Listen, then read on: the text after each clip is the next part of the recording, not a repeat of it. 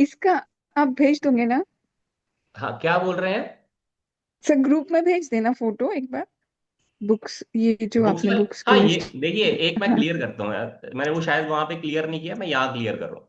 अब ये रिकॉर्डिंग में भी आ जाएगा। ओके। ये बुक्स वाला मैं भेजूंगा सब कुछ, कि कौन सी बुक्स कहाँ से रेफर की, उसमें से क्या चीज मैंने निकाला, किस तरह से प्रिडिक्शन हम यूज करें। सूत्रास कोई मैं आपको इसके बाद नहीं दूंगा। एक भी सूत्र नहीं दूंगा। आप मेरे साथ प्रैक्टिस करेंगे और आप अपनी कॉपी में राइट डाउन करें, अदरवाइज कभी लर्न नहीं होगा। एक भी चीज लर्न नहीं होगा। मैं आपको अगर टेक्स्ट फॉर्म में देता रहूंगा, आप आखिर में जब कोर्स हो जाए चाहे सारा पीडीएफ ले लीजिए, लेकिन अगर मैंने वो आपको पीडीएफ फॉर्म्स दिए ना सारी चीज के, तो आपको कुछ भी याद नहीं होने वाला है। सर तो आप इसके मेरे लिए साथ सिर्फ। प्रैक्टिस करिएगा बस। हाँ सर सही है। ठीक है। सर बस वो ये क्या रिकॉर्डिंग शुरू नहीं थी ना, इसलिए इसके लिए बोला कि हाँ, इसका कोई भेज बात नहीं। देना। मैं मेरे ध्यान से इसलिए रख गया, मुझे इन्वोकेशन कराना था, तो उस वजह से हाँ मेरे ध्यान से वो बात निकल गया। ठीक है, कोई बात नहीं। ठीक। चलिएगा। ओके। दूसरा देखिएगा। ये है सर्वार्थ चिंतामणि। बहुत बढ़िया बुक है। वेंकटेशा जी ने ये बुक लिखा है, और इसके अंदर ये पहली बुक है, मैं आपको बता दूं, जिसके अंदर प्रॉमिस के बारे में मेंशन है, कि किसी भी चार्ट में किसी भी इवेंट का प्रॉमिस कैसे देखेंगे। इससे पहले किसी बुक में ये मेंशन नहीं है, चाहे प्रीवियस मैंने 10 या 11 बुक्स आपको बताई, उसमें कहीं मेंशन। पर इसको मानते हैं एडवांस वर्जन ऑफ एस्ट्रोलॉजी। ये नॉर्मल लोगों को फिर समझ नहीं आती है कि ये सर्वार्थ चिंतामणि काम कैसे करती है।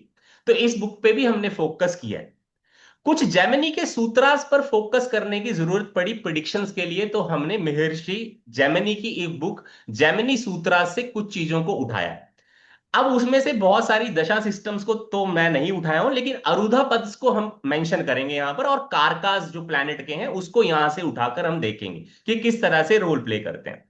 उसके बाद है भृगु सूत्र। ये सेज भृगु जी की बुक है।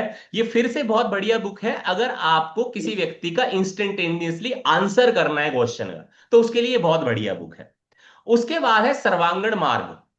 देखिएगा, अब ये सर्वांगण मार्ग जो है, ये फिर से एक स्पेशलाइज्ड बुक है, जो नक्षत्रास के बारे में मेंशन करती है, और उस नक्षत्रास के थ्रू किस तरह से प्रिडिक्शन करना है, उसके ऊपर ये बेस्ड है। इसके अलावा आपको इसमें ज्यादा कुछ नहीं मिलेगा। तो इस बुक को भी मैंने इस कोर्स के लिए रेफर किया है। मतलब मैं अपना रेफरेंस आपको अभी कोट कर रहा हूं, कुछ पढ़ा नहीं रहा हूं, कि मैं कैसे कैसे इस कोर्स में डिजाइनिंग किया है। मतलब जब भी मैं पढ़ाता हूं, तब की बात बता रहा हूं। ठीक है। इसके अलावा एक और चीज देखिएगा, वो है नक्षत्र और पंचांग टेक्स्ट कहां से मैंने उठाया या पढ़ा। तो देखिएगा, सबसे पहले है तैत त्रिया ब्राह्मणा। अब ये बहुत ही एंशियंट टाइप ऑफ टेक्स्ट है। इसका भी मैंने सिर्फ समराइज्ड वर्जन पढ़ा है। एग्जैक्ट वर्जन क्योंकि संस्कृत में है, तो मैं उतना संस्कृत का ज्ञानी नहीं हूं, लेकिन जितना मेरे पास टेक्स्ट अवेलेबल है, मैंने उसमें से ही कुछ रिचुअल्स यहां से उठाए हैं, और किस तरह से एस्ट्रोलॉजी को नक्षत्रास के साथ प्रिडिक्शन में यूज करना है बीपीएचएस की, उसको यहां से सीखने की मैंने कोशिश की। उसके बाद सूर्य सिद्धांत है। ये ज्यादातर आप देखेंगे तो साउथ में ज्यादा फॉलो होता है, नॉर्थ में इसका ज्यादा कोई यूज नहीं है। उसका भी मैंने कुछ पोर्शन यहां पर उठाकर डालने की कोशिश की है। ठीक है जी। उसके बाद है पंच सिद्धांतिका। पंच सिद्धांतिका सिर्फ एक चीज को प्रिडिक्शन करने में आपकी हेल्प करेगी। वो ये है, लेट सपोज कि आपके पास कोई व्यक्ति आए और वो बोले कि क्या इस समय मुझे कोई चीज खरीद लेनी चाहिए। लेट सपोज कोई व्हीकल खरीदना है, कोई लैंड खरीदना है, कोई घर खरीदना है। तो वो आप किस तरह से व्यक्ति को बताएंगे कि किस समय पर खरीदना चाहिए, उसके लिए वारामीर की ये बुक जो है पंच सिद्धांति का, ये बहुत बढ़िया बुक है। तो इसके बारे में भी मैंने यहां पर इस कोर्स में कोशिश किया है, जितना मैं बता सकूं वो मैं आपको बताने की कोशिश करूंगा। दो बुक्स जो रेमेडियल एस्ट्रोलॉजी के लिए मैंने यहां पर रेफर की हैं, एक है आपके पास बृहत नाड़ी। ये फिर से सेज भृगु की ही बुक है।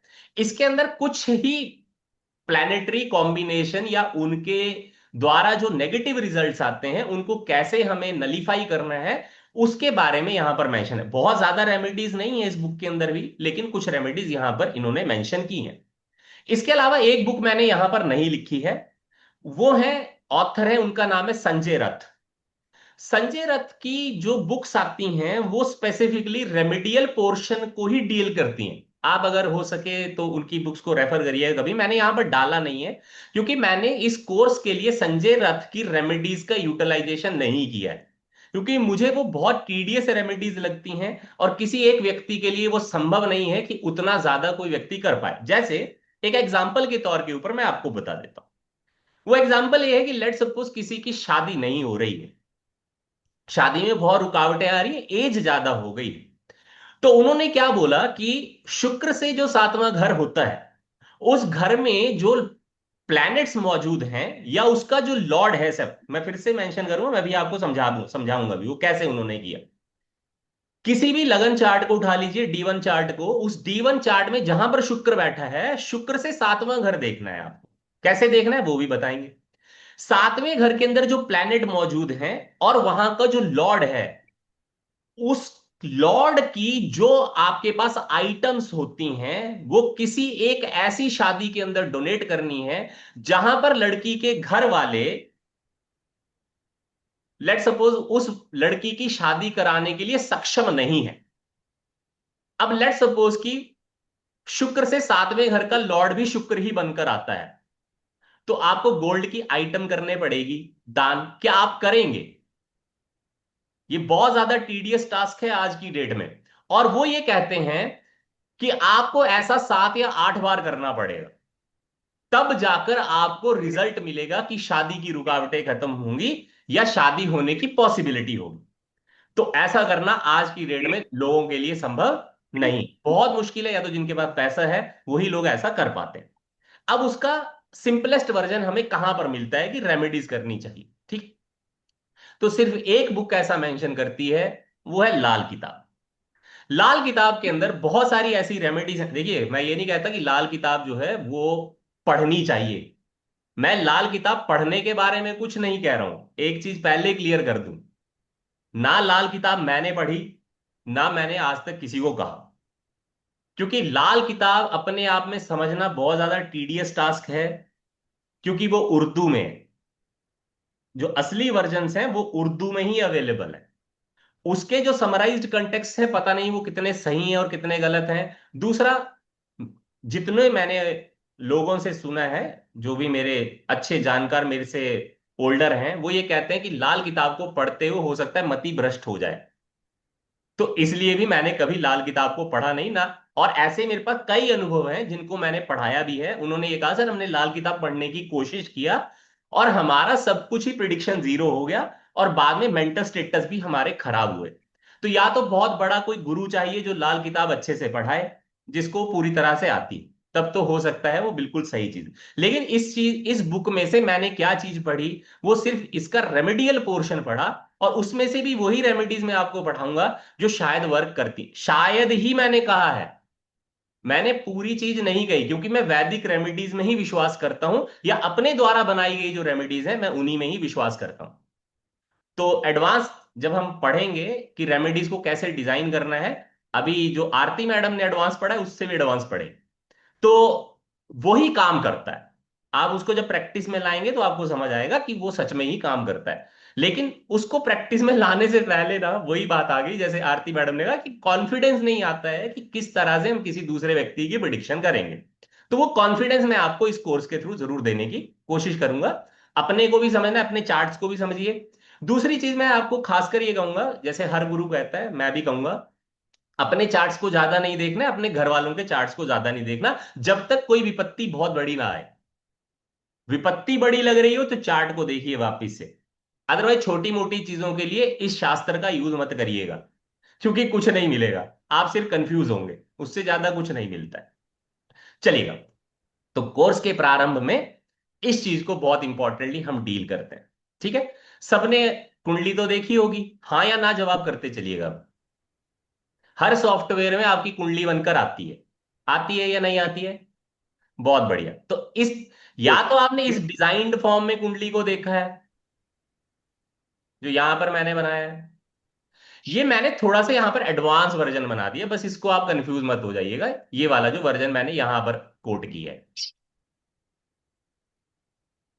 तो अभी मैं आपको एक चीज यहां पर बताऊं, ठीक है, वो ये है, जगन्नाथ होरा नाम का एक सॉफ्टवेयर, आप सॉफ्टवेयर के बारे में भी मैं यहीं पर ज्ञान देने वाला हूं कि हर एक सॉफ्टवेयर में क्या फ्लॉज हैं और दूसरे सॉफ्टवेयर में क्या चीजें आपको सही से मिलती हैं। जगन्नाथ होरा इस कुंडलिनी विवेचन को 145 ऑलमोस्ट 145 टाइम्स जो है उसका सेपरेशन करता है। अब इसको क्या समझेंगे, देखिए हमारे पास जो D1 चार्ट है, जो आपकी लगन कुंडली है, उस लगन कुंडली के 144 हिस्से कर कर वो आपको प्रिडिक्शन देने की कैपेबिलिटी रखता है। ये जगन्नाथ होरा नाम के सॉफ्टवेयर के अंदर कैपेबिलिटी है। अच्छा जी, अब आप बोलेंगे सर बताइए सच में ऐसी कैपेबिलिटी है या नहीं है। तो अभी देखिए, अभी आपको दिखाई पड़ रहा है जगन्नाथ होरा? नहीं। नो, अभी अभी आपको नहीं दिखाई दिखा पड़ा? सर। यस। हाँ जी, बहुत बढ़िया। अभी देखिएगा,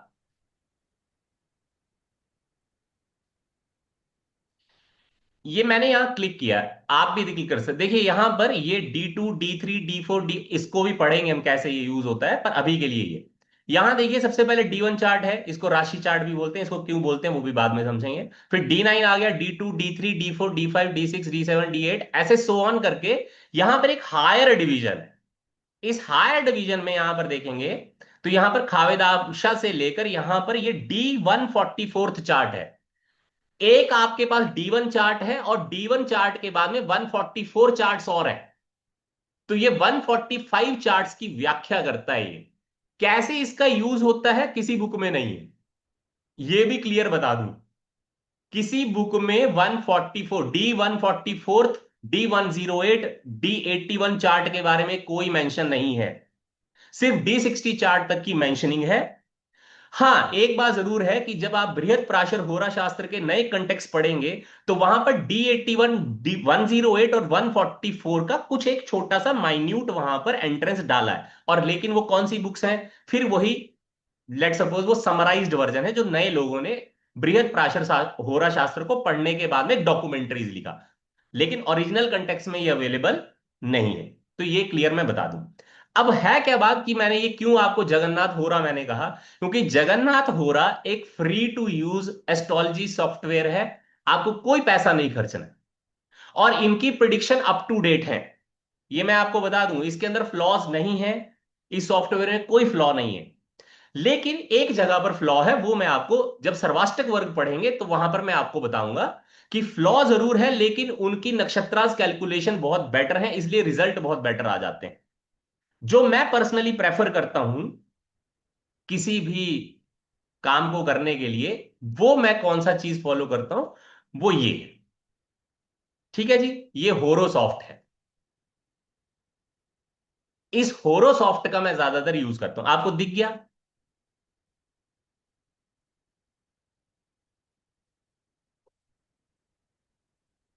ये होरोसॉफ्ट है, किसी को नहीं दिखा हो तो फिर पूछ सकते हैं। अब यहां पर देखिएगा, सर ये यहां फ्री पर ज्यादा वर्जन से है? ज्यादा कितने चार्ट मेंशन है? D60। इसके बाद ना D81 मेंशन है, ना 108 है, ना 144 चार्ट है, कुछ मेंशन नहीं है। तो इस सॉफ्टवेयर का ये फ्लॉ है, और ऐसे ही फ्लॉ आपको आज के सब सॉफ्टवेयर में मिलेंगे। तो सॉफ्टवेयर के ऊपर नहीं जाना है कि सॉफ्टवेयर अच्छा होगा तो प्रिडिक्शन सही आएगी, सॉफ्टवेयर सही नहीं है तो प्रिडिक्शन सही नहीं होगी। तो इसके ऊपर फोकस नहीं करना है। सॉफ्टवेयर कोई भी आ जाए, आपको चलाना आना चाहिए और आपको प्रिडिक्शन सही निकालना आना चाहिए। तो इसको कैसे निकालेंगे उसको मैं अभी बताने की कोशिश करता हूं। ठीक है, जो आज का टॉपिक है उसको डील करना है। ठीक है, वो है ये होरो हाउसेज एंड राशिज। हाँ ये होरोसॉफ्ट फ्री है या पेड है सर? सर, ये पेड है। ओके। एंड ये पेड है। जगन्नाथ होरा? जगन्नाथ होरा फ्री है सर, आप डाउनलोड ओके। कर सकते हैं ओके। आराम से। ठीक है। ठीक है जी। तो लेट सपोज ये मैं एक यहां से चार्ट बना देता हूं, ये कोई भी कुंडली मान लीजिए, हमें सिर्फ समझना है हाउसेस और राशिस कैसे काम कर रही हैं, इसके अलावा कुछ नहीं हमें चीज समझना है। तो ये जो यहां पर राहु लिखा है और असेंडेंट लिखा है, ठीक है, ये पहला घर है। घर बोला मैंने, ध्यान रखिएगा, ये पहला घर है। तो आपको हमेशा एंटी क्लॉकवाइज चलना है। कैसे चलना है? पहली चीज इंपॉर्टेंट क्या होगी, हमें एंटी क्लॉकवाइज ही मूवमेंट करनी है। तो ये पहला घर हुआ, तो ये दूसरा होगा, फिर ये तीसरा घर है, फिर ये चौथा, फिर ये पांचवा, फिर ये छठा, फिर ये 7वां, फिर ये 8वां, फिर ये 9वां, फिर ये 10वां, 11वां और 12वां। 12 ही घर होते हैं। कोई भी आप D1 से लेकर 144 षोडश वर्ग बना लीजिए, इसमें 12 ही घर मिलेंगे आपको, 12 घर से ज्यादा नहीं मिले। अब हमेशा घरों की संख्या आपको एंटी क्लॉकवाइज ही रोटेट करते हुए लिखनी है, क्लॉकवाइज नहीं लिखनी है। ठीक है जी, अब ये एक चीज क्लियर हो गई। अब यहां पर देखिएगा, इसके बीच में कुछ नंबर लिखा है, हर एक जगह पर कुछ नंबर लिखा होगा। जैसे यहां देखिए, पहले घर में 12 नंबर लिखा है, दूसरे घर में 1 नंबर लिखा है, तीसरे में 2, फिर ये 3, ये 4, ये 5, ये 6, ये 7, ये फिर 8 हो गया, फिर ये 9 हो गया, फिर ये 10 और ये 11। अब ये नंबर क्या है? अब ध्यान रखिएगा, जो ये नंबर लिखे गए हैं, ये नंबर फिक्स नहीं है। जैसे आप यहां पर देखिए, दूसरे वाली हॉरोस्कोप में, कुंडली में देखने की कोशिश करिएगा। यहां देखिए, तो यहां शुरुआत किससे हुई? 8 से। और एंटी क्लॉकवाइज ही जाना है हमेशा, ध्यान रखिएगा। 8, 9, फिर 10 एंड सो ऑन, ऐसे जाकर यहां पर 7 वापिस हो गया। एम आई क्लियर कि मैंने क्या कहा? राशियों का नंबर डिफाइंड नहीं होगा, हाउसेस हमेशा डिफाइंड रहेंगे। एम आई क्लियर और नॉट? ये हाउस नंबर 1 ही रहेगा, इसका भी ये हाउस नंबर 1 ही है। तो हाउस नंबर 1 में कौन सी राशि नंबर लिखा है, बताइए। अगर यहां पर जहां मैंने 1 कोट किया, ये 1 कोट किया ना मैंने यहां पर, तो ये पहला घर है। पहले घर में कौन सी राशि संख्या लिखी है? स्कॉर्पियो। अरे नहीं, राशि संख्या बोला, स्कॉर्पियो अभी मैंने पढ़ाया नहीं, वहां नहीं जाना है, आगे जाना ही नहीं है। ओके। 8 नंबर। 8 एट नंबर लिख। लिखा है, जबकि ऊपर वाले में राशि संख्या क्या लिखी थी? ऊपर वाले में 12। 12 लिखा था। अब ये सेम 12। चीज अगर मान लो मैं नीचे वाले के लिए अप्लाई करूं, देखिएगा ये कंफ्यूजन हो जाता है, इसलिए यहीं पर इस चीज को क्लियर करें।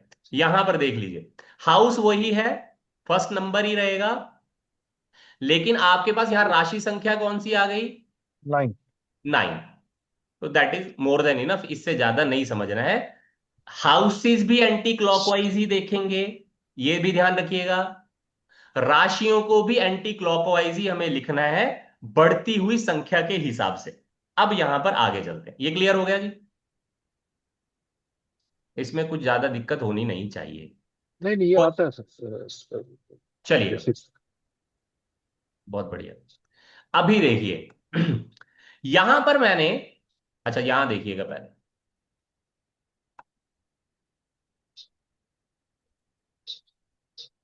इस चार्ट को यहां पर देखने की कोशिश करेंगे। Just wait one.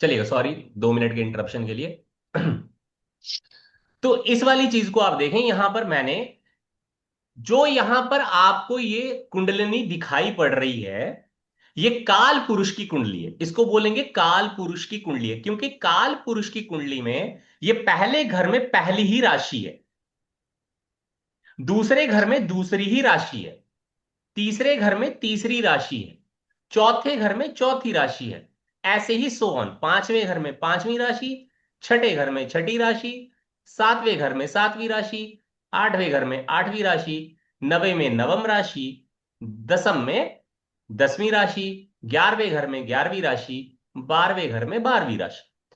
अब अगर आपको ऐसा कोई चार्ट किसी व्यक्ति का नजर आए, तो उसको हम कहेंगे कि ये काल पुरुष की कुंडली जैसा लगता है। लगता है या नहीं वो बात की बात है, क्योंकि प्लैनेट इसके अंदर हम भरेंगे, अभी अभी भरे नहीं है। तो हमें सिर्फ क्या समझ रहे हैं, हाउस, हाउस के अंदर कौन सी राशि मेंशन की गई है। अब ये 1 2 3 4 5 6 7 8 9 10 11 12 ये क्या चीज बताती हैं, ये बताती हैं ये कौन सी राशियां हैं। ये मेरी ध्यान रखिएगा। अब ये राशियां कौन सी है वो यहां मैंने मेंशन किया।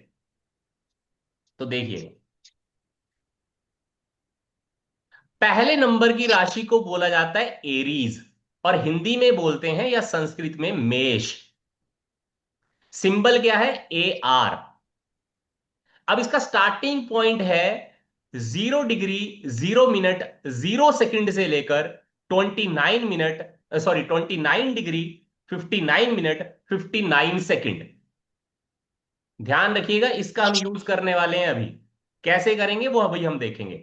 पहले नंबर की जो राशि हमने पहले घर में देखी थी ऊपर, यहां पर देख लीजिए फिर से, यहां पर इस पहले नंबर की राशि का नाम हमेशा क्या होगा, एरीज, हिंदी में या संस्कृत में मेष, सिंबल ए आर है। 0 डिग्री से शुरू होगा, 29 डिग्री 59 मिनट 59 सेकंड पर खत्म हो जाएगी ये वाली राशि। उसके बाद शुरू होगी दूसरी राशि।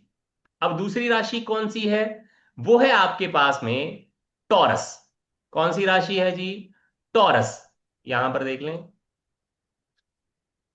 टॉरस का नाम है वृषभ। वृषभ, टी ए से इसको हम सिंबलाइज करते हैं। 30 डिग्री 0 मिनट 0 सेकंड से शुरू होगी और 59 डिग्री 59 मिनट 59 सेकंड तक चलेगी। अब आप बोलेंगे सर कि ये 0 डिग्री से लेकर इसका क्या मतलब हुआ, अब ये कैसे आपने ये डिफाइन किया है, तो उसका मैं आपको चीज बता देता हूं, क्योंकि इसका कंफ्यूजन हमें पता है कि पहली क्लास में ही हो जाता है लोगों को। तो वो मैं आपको समझा देता हूं। यहां देखिएगा, ये फर्स्ट हाउस है। इस फर्स्ट हाउस में यहां से यहां तक मैंने एक लाइन ड्रॉ की, ठीक है जी। तो एक व्यक्ति, समझ लीजिए, समझ लीजिएगा बोला मैंने, ठीक है, समझ लीजिए, वो यहां खड़ा है, यहां खड़ा है, इस पहले घर के बिल्कुल इस पॉइंट पर खड़ा है। तो ये है 0 डिग्री। जब वो व्यक्ति यहां पहुंच जाएगा तो ये हो गया 30 डिग्री। तो एक घर, फर्स्ट हाउस की डिग्री कहां से शुरू हुई, 0 डिग्री से, खत्म कहां पर होगी, 29 डिग्री 59 मिनट 59 सेकंड। उसके बाद डायरेक्टली हम सेकंड हाउस में मूव कर जाएंगे। मीन बाय 30th डिग्री जो होगी वो आपको फर्स्ट हाउस में नहीं मिलेगी, वो सेकंड हाउस में मिलेगी। Am I clear to everyone और नॉट, ये मेरी बात समझ आया या नहीं आया। तो 30 डिग्री Yes, जो है वो सेकंड हाउस में अगर हो 30th डिग्री सेकंड हाउस में, ये मेरी बात ध्यान रखिएगा, यही तो फ्लॉ है। लोग आपको ओके। ये पढ़ाएंगे कि 0 डिग्री से 30 डिग्री फर्स्ट हाउस में, दैट इज नॉट करेक्ट। वो मैं बताऊंगा आपको कि वो क्यों होता है, वो गंडांत का सिद्धांत है, वो मैं आपको समझाऊंगा कि वो क्यों ऐसा हुआ। लेकिन अभी के लिए ओके। आपको ये समझना है कि हर एक घर को 30 डिग्री जरूर मिला है, लेकिन शुरुआत क्योंकि 0 डिग्री से हुई है तो 30 डिग्री पर खत्म नहीं हो सकता है। अच्छा। ओके। हाँ, क्योंकि 0 से शुरू हुआ था ना, 1 से शुरू हाँ। होता तो 30 पे जाता। हाँ। पर क्योंकि वो 0 से शुरू हुआ इसलिए 30 पर खत्म नहीं हुआ। 30 डिग्री आपको सेकंड हाउस में मिलेगी।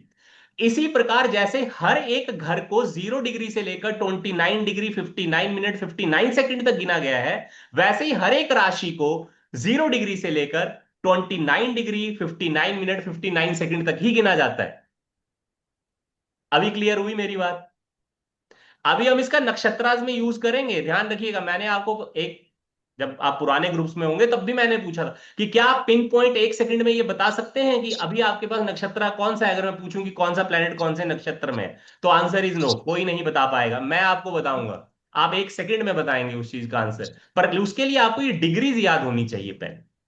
अब लेट सपोज, सर इसको समझने के लिए कि जीरो से स्टार्ट हुआ है तो 29 तक फर्स्ट हाउस में है, और 29 के 29 बाद, डिग्री सर फर्स्ट हाउस में ही है। ओके, उसके बाद जो होगा वो सेकंड हाउस के लिए माना जाएगा। नहीं सर, अभी फिर से समझते ओके। हैं। आप इसको क्लियर कर लें। हर एक हाउस 30 डिग्री का ही है। हाँ, वो मैं समझ गया sir, for the purpose of understanding वो 30 डिग्रीज है, 30, मगर लेकिन वो एग्जैक्ट हाँ, 30 डिग्री का गिना 30 नहीं जा डिग्रीज। रहा है सर। वो हाँ। किस तरह से गिना जाएगा, जैसे मैंने यहां पर लिखा है, ओके। जैसे मैंने यहां पर अभी मेंशन किया है, ये इस तरह से होता है। यही तो प्रॉब्लम्स हैं। ये ऐसे है, जैसा ये चार्ट लिखा है ना मैंने अभी, बिल्कुल ये ऐसे ही काम करता है। देखिए, दूसरी राशि जो टॉरस है या वृषभ है, वो 30 डिग्री से शुरू होती है और खत्म कहां पर हो जाती है? 59 डिग्री, 59 मिनट, 59 सेकेंड पर। तो इसका मतलब सेकंड हाउस भी कहां पर खत्म होगा? 59 degree, 59 minute, 59 second. Am I clear? अभी यस ये सर। क्लियरिटी होनी चाहिए, क्योंकि यहीं से सबसे बड़ी प्रॉब्लम होगा otherwise. Got it sir, got it, तो क्लियर सर। हम क्या कर रहे हैं, पिछले वाली डिग्री जहां पर खत्म हुई, यहां पर देख लीजिए, पिछले वाली एक, डिग्री जहां पर खत्म हुई, उसको हम ऐड कर रहे हैं। किसके साथ ऐड कर रहे हैं? जहां से अगले घर की डिग्री स्टार्ट हुई, तो उससे आपके पास एंड पॉइंट निकल कर आ जाएगा। आएगा या नहीं आएगा? करके देख लीजिए, प्लस करके। ये जो ट्वेंटी एक नाइन सेकंड, डिग्री 59 मिनट, हाँ, 59 second, plus 30 degree 0 minute 0 second, plus कर कर देख लीजिए। 59 डिग्री 59 मिनट 59 सेकेंड ही आएगा। दो आपने अभी पढ़ाया नहीं है सर, लेकिन थोड़ा बहुत इधर उधर से जो समझा है, तो ये जो 1 डिग्री है, sun travels 4 minutes in that, correct sir? Sir वो देखिए, अरे, तो ये एक आगे नहीं सेकंड का जाना जो, है। एक नहीं तो एक सेकंड का जो डिफरेंस आ रहा है सर, 59 डिग्री 59 सेकेंड, तो ये हाँ, एक सेकंड का गैप और जो डिफरेंस रह रहा है, जो उसके बीच में जो जातक, मतलब टाइमिंग वाइज या कह लो, या डिस्टेंस वाइज कह लो, वो थोड़ा सा, चलो वो आगे आपसे आगे लर्न बढ़ेंगे ना करते हैं। सर। यस। तभी तो मैंने पहले ही बोल दिया कि कंफ्यूजन नहीं होना चाहिए, क्योंकि मैं स्पेसिफिकली ये चीज बताता हूं। क्योंकि ये चीज जो वन वन सेकंड वाला जो सिद्धांत है, ये गंडांत में यूज होता है। अभी गंडांत हम पढ़ेंगे, ये बहुत बहुत बाद में आएगा कि वो कैसे काम करता है। लेकिन ये जो डिग्री मेंशनिंग मैं आपको बता रहा हूं, ये जानबूझ के मैं बता रहा हूं, क्योंकि जब नक्षत्रा विवेचन हम पढ़ेंगे तो वहां पर ये डिग्रीज बहुत पिन पॉइंट मेंशनिंग करती हैं कि कौन सा प्लैनेट रूल करेगा। अदरवाइज अगर हम 1 सेकंड का वो फर्क मेंशन नहीं करेंगे, तो आपके नक्षत्रा चेंज हो जाएंगे और वहीं पर फ्लॉ आता है। इसीलिए हर एक सॉफ्टवेयर की गणना में ये प्रॉब्लम है कि कोई सॉफ्टवेयर फुल प्रूफ नहीं है, क्योंकि कोई आयनमशा किसी को फॉलो करता है, कोई आयनमशा किसी को फॉलो करता है, और उसी में यही डिग्रीज का फर्क है कि क्या वो 30 डिग्री फॉलो किया है, क्या वो 29 डिग्री 59 मिनट 59 सेकेंड फॉलो किया है, या इससे भी सूक्ष्म लेवल पर फॉलो किया है। तो मैं जो फॉलो करता हूं वो ये फॉलो करता हूं कि हर एक घर 0 डिग्री 0 मिनट 0 सेकेंड पर शुरू होगा, 29 डिग्री 59 मिनट 59 सेकेंड पर खत्म हो जाएगा। सेम विद दी राशि, वो भी आपके 0 डिग्री से शुरू होती है, 29 डिग्री 59 मिनट 59 सेकेंड पर खत्म हो जाती है। तो इसमें कोई कंफ्यूजन ज्यादा होना नहीं चाहिए। राशियों का आपको नाम याद होना चाहिए। पहला नंबर अगर लिखा हो, तो पहले नंबर की राशि का नाम क्या हुआ? एरीज, हिंदी में मेष या संस्कृत में मेष। 2 नंबर जहां पर लिखा होगा हाउस के अंदर, वो है ओके। टॉरस या वृषभ। जहां 3 नंबर लिखा होगा, उसको बोलते हैं जेमिनी या मिथुन। जहां 4 नंबर लिखा होगा जिस घर में, वहां पर हो गया कैंसर या कर्क। जहां 5 नंबर लिखा होगा उसको बोलेंगे लियो या सिंह। याद रखिएगा, यह भी एक कंफ्यूजन है, क्या सिंह राशि बोला जाए या सिंह राशि बोला जाए? तो ओरिजिनल कंटेक्स्ट बोलता है सिंह राशि होती है, सिंह नाम की कोई राशि नहीं होती है। ठीक है जी। 6 नंबर जहां पर लिखा होगा उसको बोलेंगे वर्गो या कन्या। जहां 7 नंबर लिखा होगा उसको इंग्लिश में बोलेंगे लिब्रा या तुला। तुला राशि नहीं होता है। TULA नहीं होता है। हाँ दिव्या मैडम, वो समझाऊंगा मैं, अभी उसकी जरूरत ही नहीं है, गंडांत का अभी जरूरत नहीं है, जब हम सूत्रास पढ़ेंगे वहां पर मैं उसको पढ़ाऊंगा। अभी तो पहले यही याद करिए, यही अभी मैं पूछूंगा वही नहीं आएगा। 7 नंबर की राशि जिस भी घर में लिखी हो, इसका मतलब है उस घर को 7 नंबर की राशि के प्लैनेट रूल करेंगे, वो प्लैनेट भी अभी हम डिस्कस करेंगे। तो 7 नंबर की राशि का नाम हुआ लिब्रा या थुला। 8 नंबर की राशि का नाम स्कॉर्पियो या वृश्चिक। 9 नंबर की राशि का नाम सेजिटेरियस या धनुष। धनुष लिखा है, धनु नहीं लिखा है। 10 नंबर की राशि का नाम है इंग्लिश में कैप्रिकॉन या मकर, हिंदी में। एक्वेरियस, 11 नंबर की राशि का नाम एक्वेरियस, हिंदी में बोलेंगे या संस्कृत में कुंभ। और 12 नंबर की राशि का नाम पाइसिस इंग्लिश में, और हिंदी में बोलेंगे मीना। मीन राशि नहीं होता है, मीना राशि है। हम ओरिजिनली कुछ भी बोलते रहते हैं, लेकिन एग्जैक्टली में वो नहीं है। मीन का मतलब मीन नहीं है, मीना राशि होता है। और इसी हिसाब से मैंने यहां पर देखिए डिग्रीज मेंशन कर कर आपको हर एक राशि की बताई हुई है। क्लियर है जी? ये चीज क्लियर होनी चाहिए, ये बहुत इंपॉर्टेंट कंसेप्ट है। पहले तो ये याद करना जरूरी है, उसके बाद की बात तो बाद की हुई। ठीक है, तो चलिएगा मैं बहुत सिंपल सी अभी आपको और चीज बताता हूं, ये भी क्लियर हो गया। अभी देखिए, हर एक राशि का एक सिंबल लिखा है, इस सिंबल की भी इंपॉर्टेंस है, अभी उसकी जरूरत नहीं है, लेकिन फिर भी आप एक बार सिंबल्स को देख लीजिए। एरीज का सिंबल ये रहा,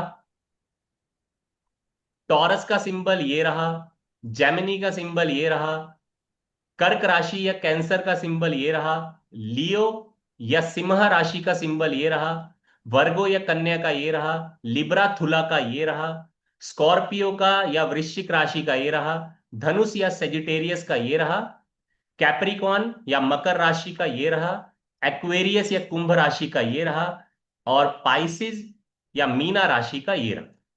ये सिंबल को किस तरह से यूटिलाइज करना है लाइफ में वो हम बाद में देखेंगे, लेकिन अभी के लिए थोड़ा बहुत ये ध्यान कर लीजिएगा आप। अभी देखिए, एक और डिनोशंस आती है, वो ये रहे। इन्हीं के लिए आप देखेंगे चित्र बने होंगे बहुत सारी जगहों पर, तो उसको भी देख लीजिए। जैसे एरीज के लिए शीप बनी है, एरीज के लिए शीप बनी है। टॉरस के लिए आपके यहाँ बुल दिखाया जाता है। क्लियर हो गया जी? तीसरी नंबर की राशि दैट इज जेमिनी। तो देखिएगा यहां पर दो व्यक्ति बैठे हैं, एक दूसरे के साथ में है, और इसके साथ में धनुष है इसके पास में, लेकिन ये इसका कोई यूज नहीं कर रहा है। ये मिथुन राशि या जेमिनी के बारे में बताया। फिर ये कर्क, कैंसर। तो देखिए किस तरह से दिखाई पड़ रही है, किस चीज का सिंबल है?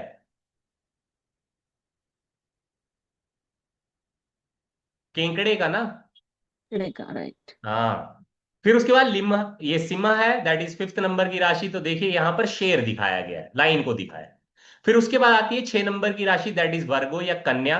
तो यह कन्या ही दिखाई है, लेकिन एक फेयरी टेल दिखाई है, इसकी भी अपनी इंपॉर्टेंस है, उसको भी हम बाद में डिस्कस करेंगे जब हम राशियों के बारे में पढ़ेंगे कि वो कैसे हमारी लाइफ में काम करती हैं। क्लियर हो गया जी? तो ये हो गई कन्या राशि। उसके बाद लिब्रा। तो यहां देखिएगा, जो तोलने के लिए वस्तु यूज करते हैं हम, बैलेंस करने के लिए, वो आपके पास यहां पर दिखाई गई है। उसके बाद 8 नंबर की राशि, दैट इज स्कॉर्पियो। इसको क्या बोलेंगे जी? घरों में बहुत कॉमन मिलते हैं, बिच्छू। बिच्छू। तो स्कॉर्पियो को या वृश्चिक राशि को बिच्छू से डिनोट करते हैं। उसके बाद सेजिटेरियस, तो यहां देखिएगा आधा एनिमल है, आधा आपके पास में एक नॉर्मल ह्यूमन यहां पर दिखाया है, और उसके पास में धनुष बाण है, वो उसको चला रहा है। ये सेजिटेरियस को दिखाने के लिए हम यूज करते हैं। उसके बाद कैप्रिकॉन है, देखिए कैप्रिकॉन में और बुल में यहां देखिए आपको कुछ समानता नजर आ रही है, टॉरस में और यहां पर कुछ समानता नजर आ रही है।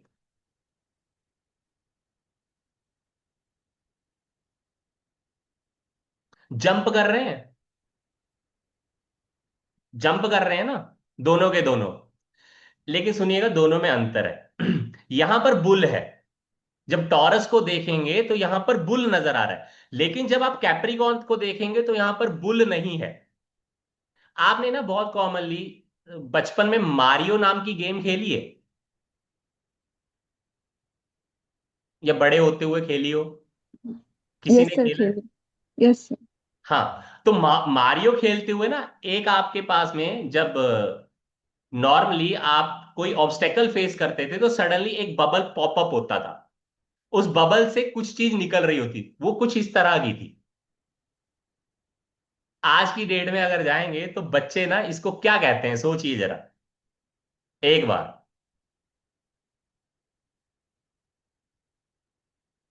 विचार करिए थोड़ा सा, आपको पता लगेगा।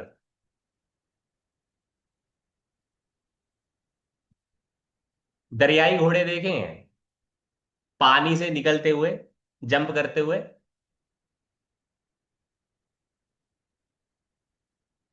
नहीं देखे? अच्छा चलो छोड़ो, पर हमारे उस तक जाने की जरूरत नहीं। यहां मेरा बताने का कोशिश क्या है, ये भी फेयर ही है। बुल भी अटैक करता है, कैप्रिकॉन राशि भी अटैक करती है, लेकिन इसके पास दो सींग हैं और इसके पास यहां पर सिर्फ एक सींग है, एक हॉर्न है। इसकी क्या इंपॉर्टेंस है ये भी हम देखेंगे। उसके बाद आती है कुंभ राशि या एक्वेरियस। तो यहां देखिए एक व्यक्ति है जो पानी उड़ेल रहा है, ठीक है जी। और लास्ट में आती है आपके यहाँ मीना राशि या पाइसिस, यहां पर दो मछलियां एक दूसरे के अराउंड में घूम रही है। ये भी सिंबल्स यूज किए जाते हैं।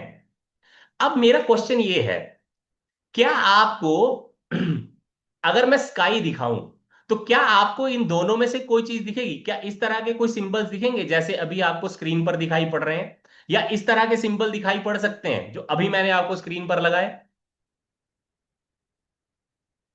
आकाश में देखना है, आकाश में मुझे राशियां देखनी हो, तो क्या ये सिंबल सच में दिखते होंगे आकाश में? सर वो स्टार ट्रैकर लगा के देखेंगे मोबाइल में तो पता चलेगी, नहीं तो नहीं हाँ, पता कभी देखा चलती। नहीं, मैं दिखाऊंगा आपको। ऐसा कुछ नहीं दिखता है, ना ये ओके। वाले सिंबल दिखते हैं, ना ये वाले सिंबल दिखते हैं। आपको दिखेंगे ये सिंबल्स हाँ जो सर, मैंने ये यहां पर दिखते हैं। अभी लगाया, ये वाले सिंबल्स दिखेंगे आपको स्काई में। ठीक है, इसका कैसे यूज करेंगे ये भी हम फर्दर अपने कोर्स में देखेंगे कि इनको कैसे हमने यूटिलाइज करना है। ठीक है जी, ये भी हो गया। अब देखिए, जो यहां पर अभी तक मैंने पिक्चर्स बनाई थी उन पिक्चर्स को हमने दूसरे वाली पिक्चर्स के ऊपर ओवरलैप कर कर दिखाया, बस और कुछ नहीं किया। कि आपको कंफ्यूजन ना हो, तो मैंने इन दोनों पिक्चर्स को ओवरलैप किया, ये वाली पहली पिक्चर और ये दूसरी पिक्चर, इन दोनों को ओवरलैप कर कर यहां पर दिखाया, बस और कुछ नहीं किया। अब ये लास्ट वाली है, ये इस तरह के भी आपको बहुत सारे किसी कोर्सेज में देखने को मिल सकता है कि वो इस तरह से भी दिखाते हैं कि ये देखिए यहां पर सिंबल्स दिखाए हुए हैं। कुछ नहीं है, आपको कंफ्यूज नहीं होना है, इसको हम पढ़ेंगे कि ये कैसे कैसे काम। ये एरीज के लिए, ये देखिए टॉरस के लिए बुल का फ्रंट का सिंबल, ये जेमिनी, ये आपके पास कैंसर के लिए, ये सिंह राशि के लिए, ये कन्या राशि के लिए, ये लिब्रा या तुला राशि के लिए, ये वृश्चिक स्कॉर्पियो के लिए, ये धनुष राशि के लिए, ये आपके यहाँ मकर के लिए, ये आपके पास में कुंभ के लिए, कुंभ तो पता होगा ना जिसके अंदर पानी रखते हैं, और ये आपके यहाँ मीना राशि के लिए। तो इस तरह से बहुत सारी बुक्स में अलग अलग सिंबल्स डिनोशंस लिखी हुई हैं। उससे भी हमारा कोई ज्यादा इस कोर्स में डिटेलिंग नहीं हम पढ़ने वाले। लेकिन जो मुझे आपको बताना है वो यही है कि राशियों के तत्व कैसे आपको पता करने हैं। तो वो आप एक चीज ध्यान रखिएगा, ठीक है, वो मैं अभी आपको बताने की कोशिश करूंगा। ठीक है, आप टेक्स्ट को देखिएगा, पढ़िएगा। ठीक है, देखिए सबसे पहले नंबर के ऊपर राशि कौन सी आई? एरीज। एरीज कैसी राशि है? कैसी राशि है, हम तत्व पढ़ने वाले हैं, ध्यान रखिएगा। क्या पढ़ रहे हैं? एलिमेंट, कि एरीज का एलिमेंट कैसा है। तो ये कैसा है? फायरी। कैसा है जी? फायरी। फिर आई दूसरे नंबर की राशि, कौन सी राशि है जी, बताएंगे? टॉरस। कैसा है जी? एरी। फिर आई तीसरे नंबर की राशि, दैट इज जेमिनी। जेमिनी कैसी है? सॉरी, ये अर्दी है। इसका बताऊंगा मैं कैसे यूज करते हैं अभी थोड़ी देर में। जेमिनी। फिर आ गई एरी। फिर चौथे नंबर की राशि कौन सी है? कैंसर। ये वाटर। कैसी है? वॉटरी। ठीक है जी। तो आप यहां पर सामने की ओर को अब राशियां आगे की ओर को लिखते चलिए, वो सेम फायर ही होंगी। देखिए, कैंसर के बाद कौन सी आती है? दैट इज लियो। लियो के बाद कौन सी आती है? वर्गो। वर्गो। तो सामने लिखते चलिए वर्गो। ठीक है जी। उसके बाद कौन सी आती है? लिब्रा। लिब्रा। उसके बाद स्कॉर्पियो। अब अभी राशियां खत्म नहीं हुई ना, तो इसके सामने हम्म। लिखते चलना है। अगली राशि सजिटेरियस। सजिटेरियस। उसके बाद कैप्रिकॉर्न। कैप्रिकॉन।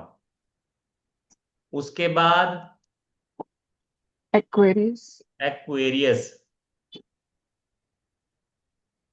पाइसेस। लास्ट में पाइसेस। पाइसिस। अब इसका मतलब पता है क्या हुआ? चाहे एरीज हो, चाहे लियो हो, चाहे सेजिटेरियस हो, ये सारी किस तरह की राशियां हैं?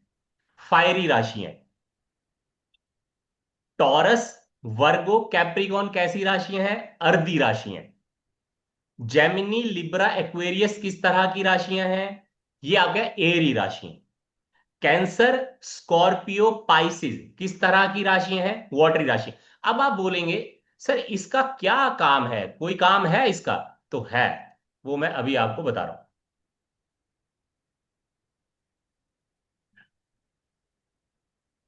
अभी आप समझने की कोशिश करना, ये बहुत इंपॉर्टेंट कंसेप्ट है और ये कवर नहीं हो पाता है ज्यादातर।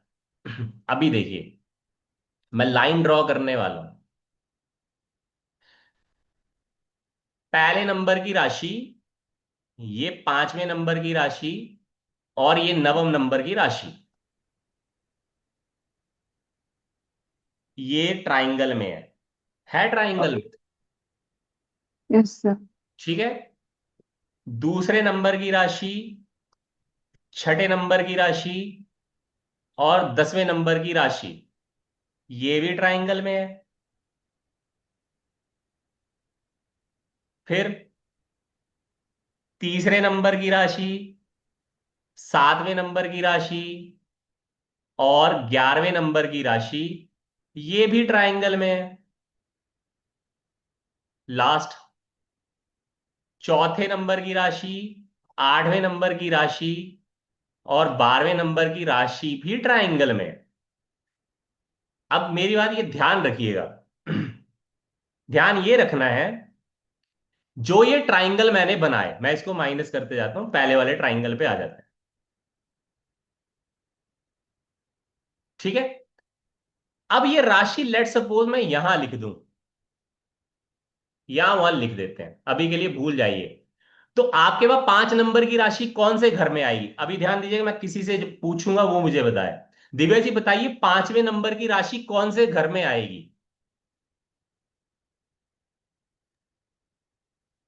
9th हाउस में। 9th हाउस में। एक बार फिर से वापस, ये 1 नंबर की राशि मैंने यहां लिखी है, हम्म। तो ये घर कौन सा है? 9th हाउस है ना, एक नंबर का आपने ये 9 में कौन सा किया। घर है? हाउस नंबर कौन सा है? 9 है ना, आपने 1 को ये 9 वन से है। किया। ये वन हाँ। है। तो 1 से एंटी क्लॉकवाइज चलना, ये 2 हुआ। फिर हम्म। ये 3 हुआ। सेकंड। फिर ये 4 हुआ। फिर ये 5 हुआ। फिर ये 6 हुआ। फिर ये 7 हुआ। हुआ फिर 5 ये 8 हुआ। नहीं 6 नहीं, अब इसको 7 लिखिए 8 फिर से, 9। कंफ्यूजन नहीं। ये 9 हुआ। ये 10 हुआ। ये 11 10 हुआ। हुआ। और ये 12 हुआ। 7 फिर से 1 आएगा। 12। हाँ, 1 अब मेरी आएगा बात ये। सुनिए फिर से, क्वेश्चन क्या है? ठीक है। ठीक है। इसको मैं वापस से माइनस माइनस सबको कर देता एक नंबर की राशि कौन से घर में लिखी है मैंने? ये एक लिखा है, ये दो भूल फर्स्ट जाएगी। कौन से घर में फर्स्ट पे एक नंबर लिखा है लिखा? ना, फर्स्ट। हाँ, फर्स्ट पे लिखा है। एक नंबर की राशि मेष। हाँ मैं, सेकंड हाउस में। वो ठीक है। मैं पूछ रहा हूं एक नंबर की राशि कौन से घर में लिखी है मैंने? सेकंड हाउस पे लिखिए, second sir house. Sir please, आप बड़े हैं ना, सर, पढ़ाना जब है ना तो बहुत स्ट्रिक्ट होना पड़ता है, और जो सिखाना है एक तो और नंबर ज्यादा का होता राशि है ना, दैट इज मेष। आपने वहां पे एक रेड लाइन किया और वो अपने वो है। खींचा और हाँ वो मैंने, फिफ्थ हाउस सुनिए की सुनिए, तरफ जा रहा है। हाँ। नहीं सुनिए सुनिए, हाँ। मैंने एक नंबर लिखा है अपने इससे। ओके। फिर मैंने ये पूछा है कि एक नंबर मैंने कौन से घर में लिखा है? आपने सेकंड हाउस में लिखा है। वो हाँ, मेरा जो ये आंसर स्क्रीन हुआ है ना। ना, वो सॉरी, मेरा जो स्क्रीन है वो मैंने वो जूम नहीं किया था। अच्छा तो ओके। अभी मैंने जूम किया आप तो अभी काइंडली ना, मैंने एक देखा एक आपने। सभी लोगों से प्रार्थना भी है, आप मेरे वाली क्लासेस ना लैपटॉप पे जरूर देखना। आप नहीं तो कंफ्यूज हो जाएंगे बहुत ज्यादा। आप लैपटॉप्स पे ही लॉग इन किया कीजिए ज्यादातर, हाँ। या फिर टैबलेट हो तो टैबलेट पे भी सही है। तो दूसरे घर में मैंने पहली राशि लिखा। हाँ, राइट। तो अब यस। मैंने आपसे ये पूछा कि पांचवें नंबर की राशि कौन से घर में आएगी?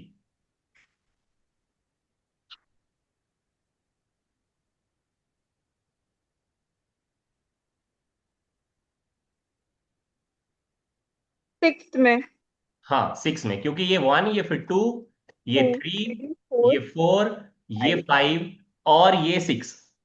तो मैं यहां पर अभी फाइव लिखने वाला हूं, ठीक है? तो ये मैंने फाइव लिख दिया।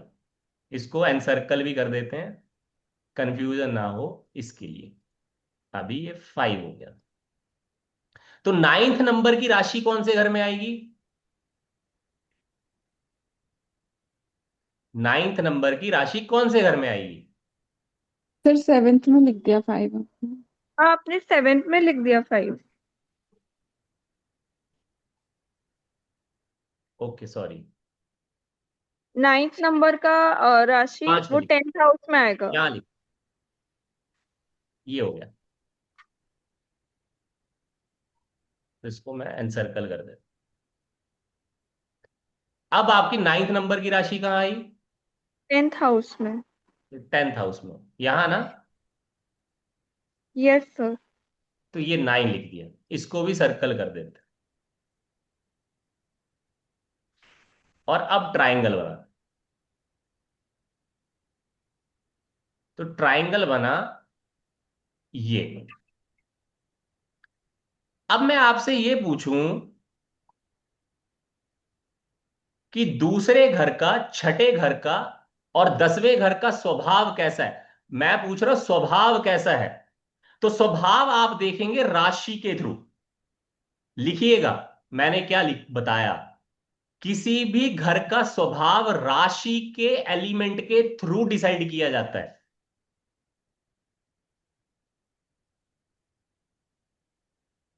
किसी भी घर का कैसा स्वभाव है, ये उस घर में मौजूद राशि के एलिमेंट के द्वारा ही डिसाइड किया जाता है।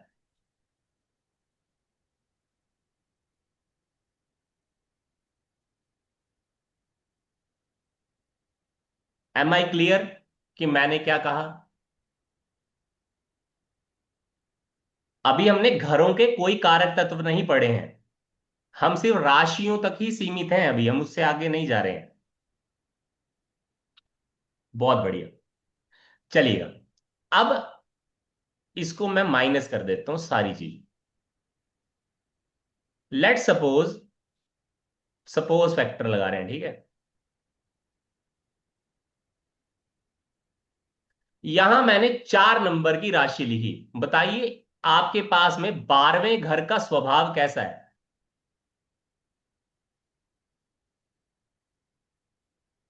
अशोक सर बताएंगे।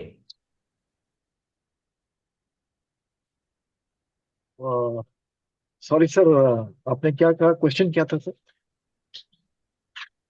चार नंबर की राशि मैंने हाँ हाँ। 12वें घर में लिखी है। Yes sir. मैंने पूछा 12वें घर का कैसा स्वभाव है।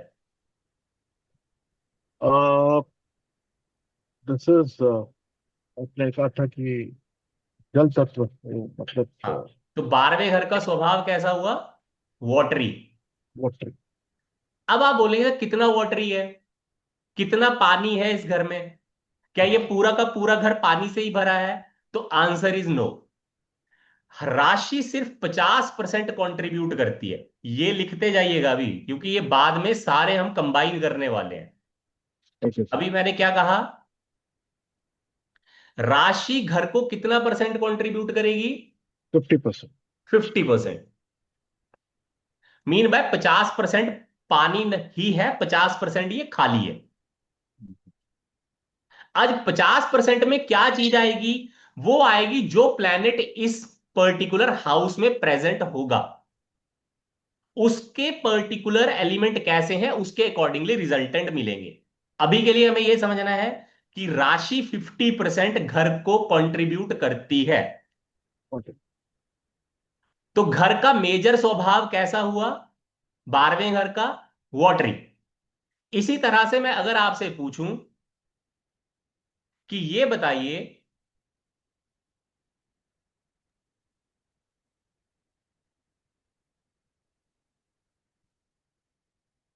इस 7वें घर का स्वभाव कैसा है?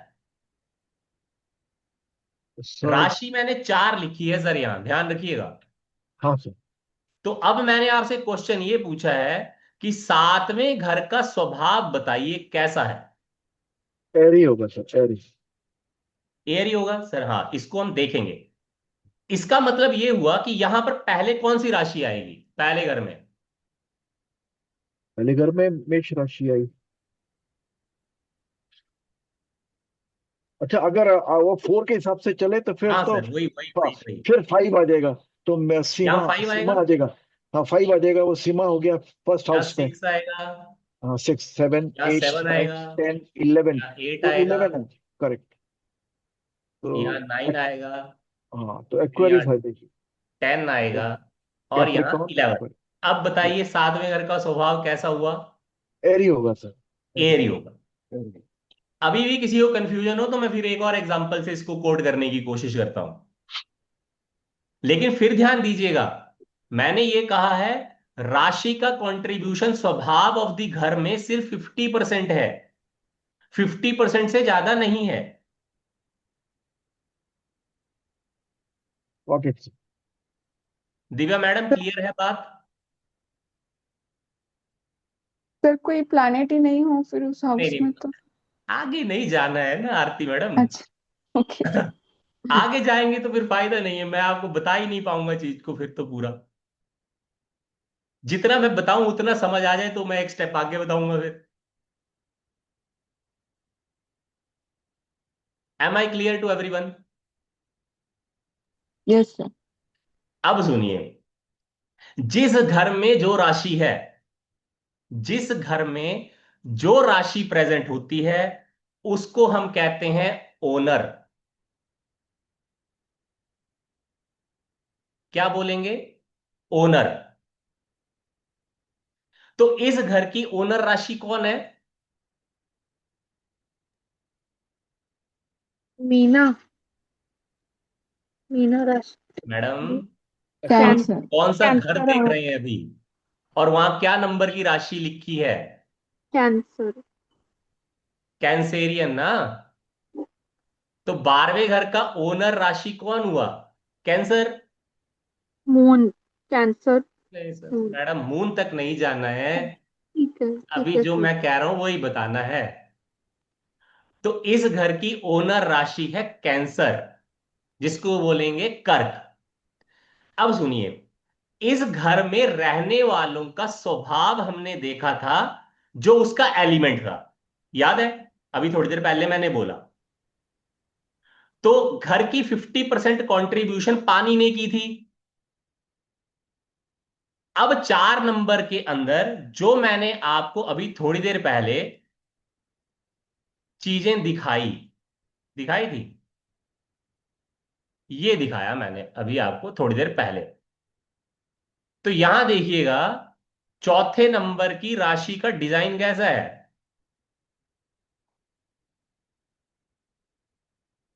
केकड़ा है ना? हाँ या नहीं, दिख रहा है या नहीं दिख रहा है? Yes sir. दिख रहा है। मुझे हम्म। बताइए, ये काटता है? इसमें विष होता है? नहीं होता शायद। नहीं होता। विषैला होता है या नहीं होता? पर क्या ये काटता है? हाँ सर, काटता तो है। काटता है, पर क्या विषैला है? नहीं, विषैला नहीं। विषैला नहीं है। मेरी बात पे ध्यान दीजिए, क्योंकि जब तक ये चीज नहीं आएगी, आप कभी भी ना प्रोफेशन बता पाएंगे किसी व्यक्ति का, ना ट्रेवल्स बता पाएंगे, कुछ भी नहीं बता पाएंगे। तो इसलिए ये चीजें हमें बहुत ध्यान से हमें मार्क करनी है। कैंसेरियन राशि का स्वभाव काटना है, लेकिन विषैलापन उत्पन्न करना नहीं है। इसीलिए आप यहां पर देखिएगा कि अभी थोड़ी देर पहले जहां पर मैंने ये 4 नंबर की राशि लिखी, यहां लिखी थी, तो 12वें घर के स्वभाव में विषैलापन नहीं आएगा। और विष से ही डर लगता है। पॉइजन अगर किसी घर में चला जाएगा, तो वो घर खराब हो जाएगा ना। काटने से ज्यादा क्या फर्क पड़ रहा है? जहरीले सांप ज्यादा बुरे होते हैं। जो नॉन पॉइजनस स्नेक है, उससे कोई फर्क पड़ता है किसी व्यक्ति को? थोड़ा बहुत हार्ट बीट बढ़ जाएगा। तो इसका मतलब क्या हुआ? जहां जहां पर 4 नंबर की राशि जिस घर में आती है, वहां प्रॉब्लम्स आती हैं। मेरी बात ध्यान दीजिएगा, मैंने क्या कहा। लेकिन प्रॉब्लम्स वाटर से रिलेटेड हैं, इमोशनल प्रॉब्लम्स हैं। ध्यान दीजिए, मैंने क्या कहा? इमोशनल प्रॉब्लम्स हैं। उससे ज्यादा कोई प्रॉब्लम्स नहीं मिलेंगी। जिस घर में 4 नंबर की राशि मिलती है, अब 4 मिले, चाहे 8 मिले, चाहे 12 मिले, अब उसमें फर्क क्या आएगा वो हम थोड़ी देर में देख लेंगे। 4 नंबर की राशि में विषैलापन नहीं था, ये क्लियर है। अच्छा। लेकिन जैसे ही 8 नंबर की राशि को देखिएगा, अब यहां पर आपको क्या चीज दिखाई पड़ रही है? स्कॉर्पियो। ये डंक मारता है, और इसमें विष भी है। यस। हाँ, होता है। Exceptions are always there. हमें क्या लेना है? जनरलाइज्ड 70 to 80%, उसी को ही देखना है। स्कॉर्पियो राशि का जो आपके पास यहां पर डिनोशन है, वो किससे किया हमने? क्या दिखाया है? बिच्छू ना? हम्म। बिच्छू सामने से नहीं काटता है, पीछे से। पीछे से काटता है, और उसमें जहर होता है। यस। अब पानी के अंदर जहर मिल गया। क्या मिला? पानी के अंदर जहर मिल गया है। तो पानी कैसा हो गया? जहरीला। जहरीला। अभी सुनिए, इसको इंपॉर्टेंटली कैसे डिनोट किया। फिर से चलिए पीछे। मान लेते हैं, यहां पर मैं इस घर में 8 नंबर की राशि लिख देता हूं। अब 50% यहां पर पानी कैसा हो गया? खराब, क्योंकि वो पॉइजनस है। तो 7वें घर के कारक तत्व हमेशा पॉइजनस हो जाए, मेरी बात ध्यान दीजिएगा। लेकिन पॉइजनस कितने परसेंट हुए? 50% पॉइजनस हुए। 50। 50% कॉन्ट्रीब्यूशन अभी हम बाद में देखेंगे। लेकिन 50% कारक तत्व खराब हो गए जहां पर भी 8 नंबर की राशि आई। वो XYZ कहीं पर भी आ सकती है 12 घरों में। ये मेरी बात ध्यान दीजिएगा, मैंने क्या कहा। Am I clear to everyone? Yes. Yes sir. Yes नहीं सर। हो तो मैं फिर बता। अच्छा। मैं लेट सपोज 8 नंबर की राशि को यहां पर लिख देता हूं। तो 10वें घर के जो कारक तत्व होंगे, वो 50% पॉइजनस हो जाएंगे। इसको एस्ट्रोलॉजी में ऐसे समझते हैं कि जहां जहां पर आपके पास वॉटरी राशि में पॉइजन आ जाता है, उस घर के 50% कारक तत्व कभी भी लाइफ में अच्छा रिजल्ट नहीं देते हैं, वो खराब ही देंगे। समझ आया? अब मैं इसको एक एग्जांपल से आपको कोट कर देता हूं। अभी वो कारक तत्व हम बाद में पढ़ेंगे, ठीक है, लेकिन एक एग्जांपल आपके समझने के लिए मैं आपको दे देता हूं। लेट सपोज, क्योंकि और जगह तो मैंने लिख दिया, लेट सपोज यहां लिख देते हैं, 8 नंबर यहां लिखा समझने के लिए, ठीक है। ये फिफ्थ हाउस हमारे क्रिएटिव माइंड का हाउस है। पांचवें घर का एक कारक तत्व है हमारा क्रिएटिव माइंड के बारे में। माइंड तो है पहले घर का कारक तत्व, लेकिन क्रिएटिव माइंड है पांचवें घर का कारक तत्व। अब यहां पर आपके पास में 8 नंबर की राशि आ गई, तो 50% आपका क्रिएटिव माइंड कभी भी लाइफ में आपको फ्रूटफुल रिजल्ट नहीं दे सकता है। इसका मतलब यह हुआ 50% माइंड आपका क्रिएटिविटी में काम करेगा ही नहीं, 50% से ही काम लेना पड़ेगा, इससे ज्यादा काम नहीं ले पाएंगे। अब लेकिन इसका एक इंपॉर्टेंट सिद्धांत और बताता हूं। काल पुरुष कुंडली के अंदर आपके पास 8 नंबर की राशि कहां आ रही थी? 8वें घर में।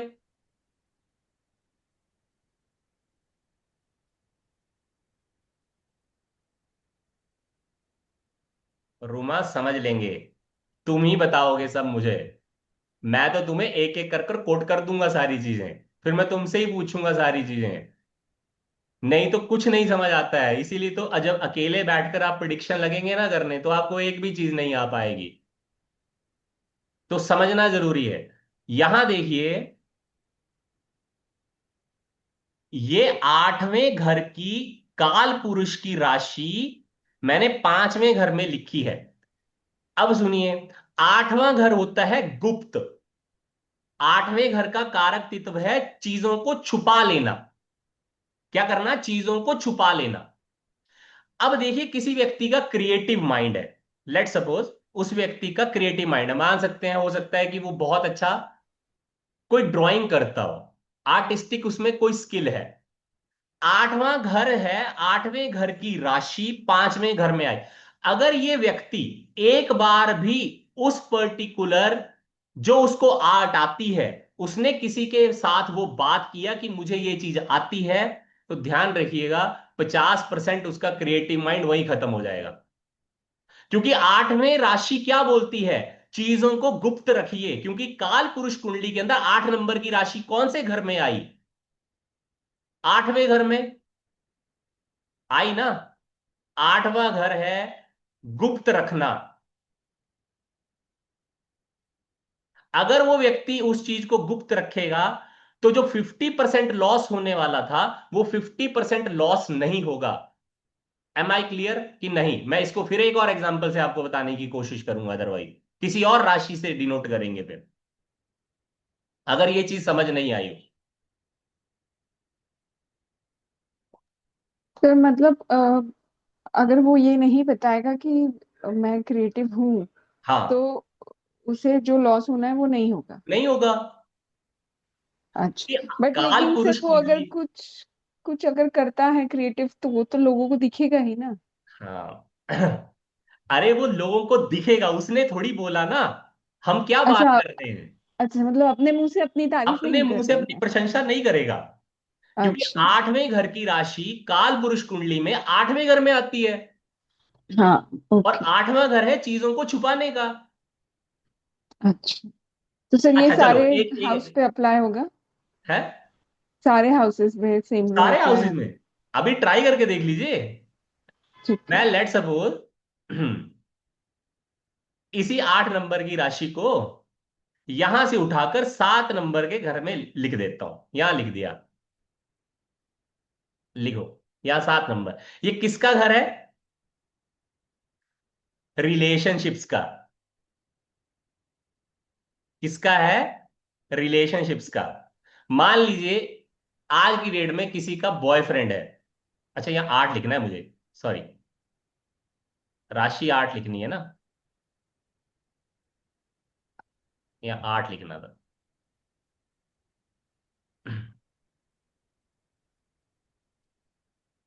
अब 8वां घर है रिलेशनशिप्स का, तो उसे अपने रिलेशनशिप्स ही तो लोगों से छुपाने हैं कि मेरा रिलेशनशिप कैसा चल रहा है।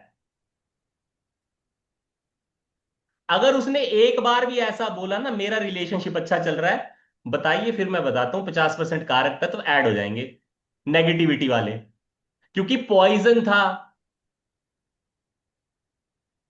तो फिर रिलेशनशिप खराब हो जाएगा। रिलेशनशिप खराब हो जाएगा। ओके। इसीलिए आप कई लोगों के हॉरोस्कोप में देखेंगे कि जब आपके पास में 8वें नंबर की राशि, स्कॉर्पियो राशि 7वें घर में आ जाती है, उनमें कोई डाइवोर्स के योग एक्टिव नहीं होते हैं, लेकिन उसके बावजूद लोगों के डाइवोर्स हो जाते हैं या वो सेपरेट रहते हैं, और कारण किसी को नहीं मिलता है। कारण मिलेगा कैसे? शुरुआत में लेट्स सपोज बॉयफ्रेंड गर्लफ्रेंड था, या कोई रिलेशनशिप में थे, उन्होंने, लेट सपोज आज की डेट में हुआ ना, उसको क्या बोलते हैं, ओछापन जिसको बोलते हैं, कि मेरा बॉयफ्रेंड है, मेरी गर्लफ्रेंड है, ये इतनी अच्छी है, ये कर रही है, वो कर रही है। जैसे ही उसने बोलना शुरू किया ना, वो जहर घुलना शुरू हो जाता है। उसको चीजों को छुपा कर रखना था, उसने वो चीज छुपाई नहीं, अब जहर घुलेगा।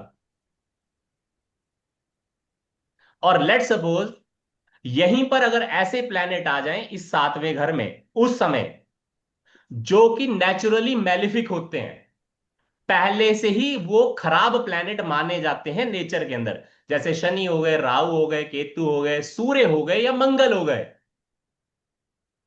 तो सोने पे सुहागा हो गया काम। अब जहर एम्पलीफाई होगा, चीजें और खराब हो जाएंगी। ये क्लियर हुआ कि नहीं हुआ? इतने तक, क्योंकि इसका हम आगे यूज करेंगे, अभी आपको सिर्फ एक बेस बनाना है, बेस तक सोचना है, उससे ज्यादा नहीं सोचना, मैं आगे और पढ़ाऊंगा आपको इसके बारे में ही। अभी सुपरफिशियल वे में आपको ये चीज ध्यान रहना चाहिए कि मैंने आपको क्या बताया। चलिएगा, अब मैं एक प्रश्न पूछूंगा, उस प्रश्न का आपने आंसर देना है। ठीक है, इसको मैं डिलीट कर देता हूं।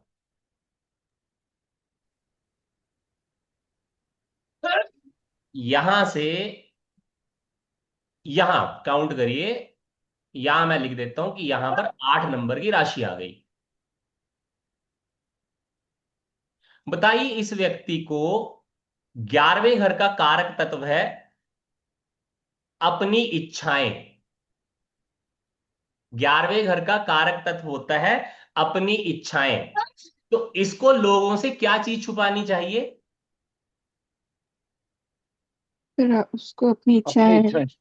हाँ, लोगों से नहीं बतानी है। अगर वो अपनी इच्छाएं लोगों से बताएगा, इनर डिजायर्स को लोगों के साथ बताएगा, अपनी दोस्ती, 11वां घर हमारी दोस्ती भी है, कि जी। हमारे दोस्त कौन कौन है, कौन से स्टेटस के हैं, जैसे ही वो चीजों को लोगों के साथ में बढ़ा चढ़ाकर बताना शुरू करेगा, वो जहर घुल जाएगा, वो चीज खराब हो जाएगी। लेकिन खराबी कितनी होगी? अभी भी ध्यान दिया, खराबी कितने परसेंट हो रही है? 50। 50। अभी भी 50 बचा हुआ है। अभी क्लियर है? इतनी चीज और क्लियर हुई कि ये कैसे मैं यूज कर रहा हूं। यस। मैंने, ध्यान रखिएगा, मैं इसको पढ़ाऊंगा भी आपको, काल पुरुष की कुंडली को पूरा पढ़ाऊंगा, और उसको कैसे आप अपनी कुंडली पे लगाएंगे वो भी मैं आपको बताऊंगा। लेकिन ये सुपरफिशियल वे में आपको समझ आना चाहिए कि हम राशि के कारक तत्व को घरों के कारक तत्व में कैसे मिक्स करेंगे, तो वो मैंने आपको समझाया। तो सबसे पहले आपको राशि का एलिमेंट देखना है, उस एलिमेंट को आपने देखना है कि वो राशि कौन से घर में बैठी है, उसके हिसाब से हमें रिजल्टेंट मिलना शुरू होंगे। अभी चलिए, ये हो गया 8वां नंबर। अब दूसरा एक और देख लेते हैं, वॉटरी वाले में ही। अब 12वां नंबर किसका था? स्पाइसेस। पाइसिस का। हाँ। तो ये रही मछलियां। अब सुनिए। मछलियां खारे पानी में भी पाई जाती हैं, और मछलियां मीठे पानी में भी पाई जाती हैं, पाई जाती हैं। यस। समंदर में भी मछली मिलेगी, नदी में भी मछली मिलेगी, मिलेगी कि नहीं मिलेगी? हाँ। बताइए, खारा पानी ज्यादा अच्छा होता है या मीठा पानी ज्यादा अच्छा होता है? हम मीठा ह्यूमन पानी। है, हमने ह्यूमंस के हिसाब से सोचना है। मीठा पानी। मीठा मीठा पानी पानी। सबको अच्छा लगेगा। खारा, नमक मिलाया हुआ ज्यादा दे देंगे आपको तो क्या आप उस पानी के साथ में पीना पसंद करेंगे? नहीं नो पसंद सर। करेंगे। आंसर नो है। लेकिन क्योंकि पाइसिस का स्वभाव में जो चीज हमें नजर आ रही है, मछलियां, वो ये डिनोट कर रही हैं कि उस घर के कारक तत्व दोनों जैसे हो सकते हैं, मीठे भी हो सकते हैं और खारे भी हो सकते हैं। हो सकते हैं ना? तो पानी या तो बहुत ज्यादा नमकीन होगा या बहुत ज्यादा मीठा होगा, यही मतलब हुआ। अभी इसको एग्जाम्पल से देखते हैं, ठीक है? सर ऐसा भी तो बोल सकते कि हर एटमॉस्फेयर में अडॉप्टेबल हो गया। अभी अभी नहीं जा रहे मैडम, एटमॉस्फेयर अच्छा, एयर में आता है। ठीक है। अभी यही तो प्रॉब्लम है, जो यूट्यूब पे पढ़ रहे हैं ना, वो यूट्यूब काम नहीं करता, अब क्या करें? अभी सर यूट्यूब पे एग्जाम्पल, नहीं पढ़ते हम। नहीं नहीं, आप अपनी हॉरोस्कोप देखिए फिर आपको समझ आएगा, ठीक है? लेट सपोज मैं 12 नंबर की राशि यहां लिखता हूं। ये नवा घर है। नवे घर का फीचर है, ये मेरे गुरु को डिनोट करता है। फादर नहीं बोला मैंने, ध्यान रखिए, मैंने फादर नहीं कहा है, मैंने गुरु कहा है। अब बचपन से आपके कई गुरु हो सकते हैं। बचपन से आपके कई गुरु हो सकते हैं। प्राइमरी एजुकेशन किसी और टीचर से लिया होगा, सेकेंडरी एजुकेशन किसी और से लिया होगा, ग्रेजुएशन किसी और टीचर के थ्रू की होगी, पोस्ट ग्रेजुएशन किसी और टीचर के थ्रू की होगी। 12वें नंबर की राशि नवे घर में आई तो हमें यह क्या चीज बताती है? हमें यह चीज बताती है कि हमारे गुरु के साथ जो रिलेशन होंगे वो कभी खट्टे होंगे कभी मीठे होंगे।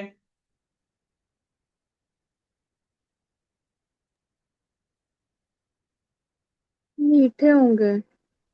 हाँ, नहीं नहीं, अरे मैंने क्या कहा था, मछलियां खारे पानी में भी रहती हैं और यस। मीठे पानी में भी रहती हैं।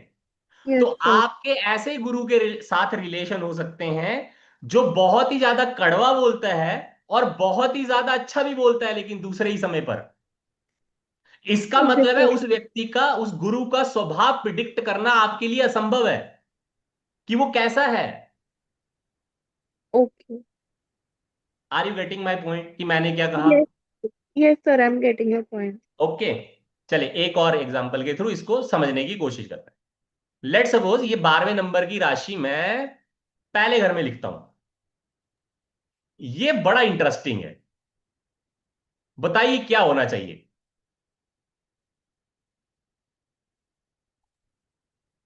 पहला घर व्यक्ति खुद है, यस सर। तो ये व्यक्ति कैसा है अगर 12वें नंबर की राशि यहां आती है? फिर कभी खारा रहेगा कभी मीठा रहेगा। मतलब उसका इंटरनल स्वभाव कैसा है? कभी वो बहुत ही ज्यादा गुस्सैल है और सडनली हम्म। थोड़ी देर के बाद में वो मीठे में भी बात कर लेता है। आप ऐसे व्यक्ति से बात करना चाहेंगे? पहला प्रश्न। हम्म। मूड नो देखो। सर। आप लोग ऐसे व्यक्तियों को अवॉइड करेंगे क्योंकि ऐसे व्यक्तियों को आज की केस में बोला जाता है डिप्लोमैट। मैं प्रैक्टिकली आपको चीज समझा रहा हूं। 12वें नंबर की राशि डिप्लोमेसी की राशि है। ये जिस भी घर में आएगी, व्यक्ति उस घर के कारक तत्वों में डिप्लोमेसी प्ले करता है। अब कुछ घरों में अच्छा भी है, कुछ घरों में खराब है। जैसे देखिएगा, इसको समझने की फिर कोशिश करिए कि इसको कैसे यूज कर रहा हूं मैं। मान लेते हैं 12वें नंबर में यहां लिखता हूं, तो हमारा 10th हाउस क्या बताता है? हमारा प्रोफेशन। 10th हाउस हमारा कैरियर और हमारा प्रोफेशन है, जहां पर हम काम करते हैं, उस जगह को बता रहा है। लेट सपोज मैं ऑफिस जाता हूं। ऑफिस के अंदर तो डिप्लोमेसी काम अच्छा करेगी या बुरा करेगी? क्या करेंगे? सोचिए थोड़ी देर के लिए। जहां मैं काम करने जाऊं, उस घर में डिप्लोमेसी से अच्छा काम मिलेगा या बुरा काम मिलेगा? अच्छा, अच्छा कर सकती है, ऑफिस पॉलिटिक्स रहती है। हाँ, ऑप नहीं नहीं, वो छोड़ दो, पॉलिटिक्स को छोड़ दो। लेकिन क्योंकि वहां पे बहुत सारे स्वभाव के व्यक्ति काम करते हैं ना, जब आप ऑफिस में हम्म। जाएंगे एक व्यक्ति थोड़ी काम कर रहा होगा, बहुत सारे मल्टीपल लोग काम कर रहे होंगे। Yes sir. तो सारे लोगों के साथ संबंध अच्छे होंगे ऐसे व्यक्ति के, क्योंकि वो डिप्लोमैट है पहले से ही। उस घर के कारक तत्व डिप्लोमेसी वाले उसको वहां पर फायदा देंगे, नुकसान नहीं देंगे। अच्छा चलो एक और चीज बताओ, ये बड़ा इंटरेस्टिंग है। मान लेते हैं, यहां लिखते हैं 12 नंबर राशि। अभी बताओ क्या आप इंटरप्रिटेशन निकालोगे। चौथा घर जो है वो हमारी माता का घर है, हमारी मदर, हमारा सुख स्थान है चौथा घर। अब चौथे घर में 12वें नंबर की राशि आ गई, आपके अकॉर्डिंगली क्या होगा।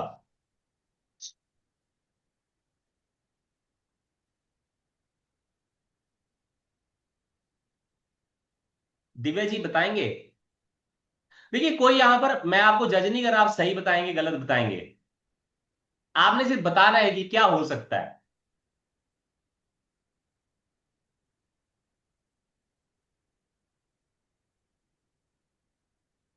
रूमा चलो बताओ। सर या तो मदर डिप्लोमेटिक रहेगी चाइल्ड के साथ, या तो चाइल्ड को मतलब डिप्लोमेसी अपनी मदर के साथ मेंटेन करनी पड़ेगी, पर किसी एक को करनी पड़ेगी। हाँ, दोनों ही चीजें होंगी ना। अगर मदर चौथे घर को रिप्रेजेंट करती है, या तो मदर डिप्लोमैट है, या तो बच्चा मदर के साथ डिप्लोमेसी प्ले कर रहा है। अब जिसका ये चार्ट है वो ऐसा करेगा ना। फिर से समझो, जिस व्यक्ति का हम चार्ट एनालाइज कर रहे होंगे, जब उसके चौथे घर में 12वें नंबर की राशि आएगी, तो आप ये नहीं बोलेंगे कि उसकी मदर डिप्लोमैट है। मदर का चार्ट थोड़ी देख रहे हैं हम। ओके सर, ओके, मतलब वो जो व्यक्ति है वही ये सब चीजें करेगा। वही चीज करेगा ना ये। अब देखो इसका ना बचपन में बहुत अच्छा यूज है। क्या यूज है। आपको चॉकलेट चाहिए, रो पीट के ले लेंगे, मम्मी प्यार से नहीं दे रही है तो गुस्सा करके दे, गुस्सा करो फिर दे देगी मम्मी तुम्हें चॉकलेट। कुछ भी चीज चाहिए ना वो बच्चा मदर से मनवा लेता है, क्योंकि वो डिप्लोमेट है ना। उसको नहीं पता है पर ये हम पढ़ने के लिए पढ़ रहे हैं। लेकिन वो सर लेकिन किससे, लाइन। एक चीज ध्यान रखना, वो डिप्लोमेसी सिर्फ किससे प्ले कर रहा है। मदर। मदर, क्योंकि वो कारक तत्व 12वें नंबर की राशि का उसको चौथे घर में ही मिला है, और जगह पर नहीं मिला। 11वें घर में 11 और घर हैं, उनमें नहीं वैसा हो रहा है। तो ऐसी बच्चों की मदर हमेशा कंप्लेंट करती है, ध्यान दीजिएगा। आप में से भी आप साथ में एनालाइज कर लीजिएगा। ऐसे बच्चों की मदर हमेशा कंप्लेंट करती है, ये मुझसे चिड़चिड़ा हुआ रहता है हमेशा ही। जब तक मैं इसकी बात ना मानूं ये मुझसे अच्छे से बात नहीं करता है।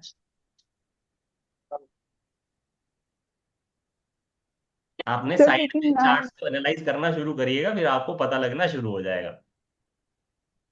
सर जब नाइन्थ हाउस में 12th राशि लिखी थी तो उसमें तो जो कारक तत्व थे जैसे गुरु है, तो गुरु के लिए बोला था कि कभी आ, खट्टा या कभी खारा या गुरु मीठा के साथ ऐसा स्वभाव संबंध, रहेगा गुरु का। गुरु के साथ संबंध, अच्छा, तो वो भी जो जिसकी खट्टे कुंडली है मीठे।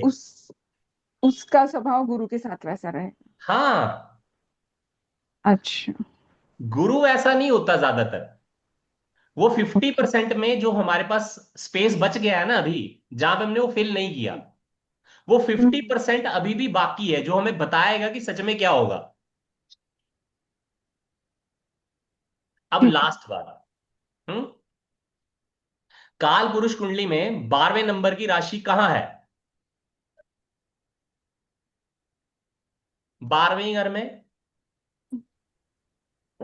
और 12वां घर है लॉसेस का घर। 12वां घर है इन्वेस्टमेंट्स का घर। 12वां घर है हॉस्पिटलाइजेशन का घर। 12वां घर है मेडिटेशन का घर। 12वां घर है जो हमें स्पिरिचुअल साइंसेस में लाने में मदद कर सकता है। कर सकता है, होगा या नहीं वो बात की बात है। 12वां घर है फॉरेन ट्रेवल का घर। घर से दूर जाने का घर। अब जैसे मैंने यहां पर ये लिखा कि चौथे घर में 12वें नंबर की राशि आई, तो ये बच्चा जब ग्रेजुएशन के बाद में जाएगा ना, तो ये घर पे नहीं रहेगा।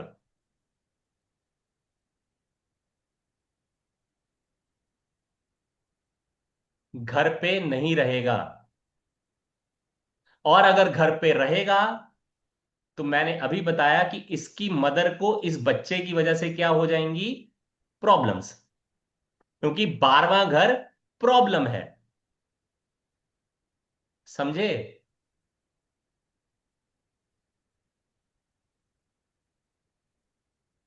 फिर से सोच लीजिए एक बार मैंने क्या कहा और मैंने कैसे कारक तत्वों को मिक्स किया है। फिर प्रश्न आए तो फिर पूछिए। ये 12वें नंबर की राशि 12वें घर में, मैंने यहां पर फोर्थ हाउस में इसको प्लेस कर दिया। 12th हाउस के मैंने आपको एट्रीब्यूट बताया। 12th हाउस लॉसेस का है, फॉरेन ट्रैवल का है, मेडिटेशन का है, इन्वेस्टमेंट का है। ये हाउसेस और राशि मिक्स नहीं हो रही सर? सर नहीं नहीं, हम क्या कर रहे हैं ना सर, काल पुरुष कुंडली में जो राशि जिस घर में आ रही है उसके अकॉर्डिंगली हम देख रहे हैं। हम्म। तो काल पुरुष की कुंडली में 12वें घर की राशि कौन से घर में आई? फोर्थ हाउस में। फिर से सर क्या कहा? फोर्थ हाउस में। नहीं नहीं, अभी मैंने ये पूछा काल हाँ पुरुष की कुंडली में हाँ 12वें हाँ। घर की राशि कौन से घर में आई? 12वें घर की राशि, 12वें घर की राशि वो ट्वेल्थ हाउस में है। 12th में आई ना सर। हाँ हाँ और यहां पर मैंने वो 12th राशि को मैंने कहां लिखा है? हाँ। नहीं, कारक कारक आप कह रहे थे ट्वेल्थ हाउस के कारक है लॉसेस का, वो राशि का हाँ नहीं हाँ, है। हाँ, बिल्कुल तो मैं कह बिल्कुल। रहा था कि कारक अब जब यहाँ लेके आते हैं हाउस फोर्थ है, तो वो जो कारक है वो यहाँ पे कैसे अप्लाई हो जाते हैं, मतलब मैं वही समझ नहीं पाता। मैंने आपको कहा था ना हाँ, सर, राशि कितना परसेंट कंट्रीब्यूट करती है घर को? वो 50%। तो 50% 12वें घर को उठाकर चौथे घर में लेकर आए ना आप। Okay, okay that way. हाँ। हाँ, वो अगर मिक्सअप हो आपको गया, ये यस। समझ आ गया ना सर, हाँ, यस यस यस, एस्ट्रोलॉजी का अंडरस्टूड। 25% आपने गेन कर लिया।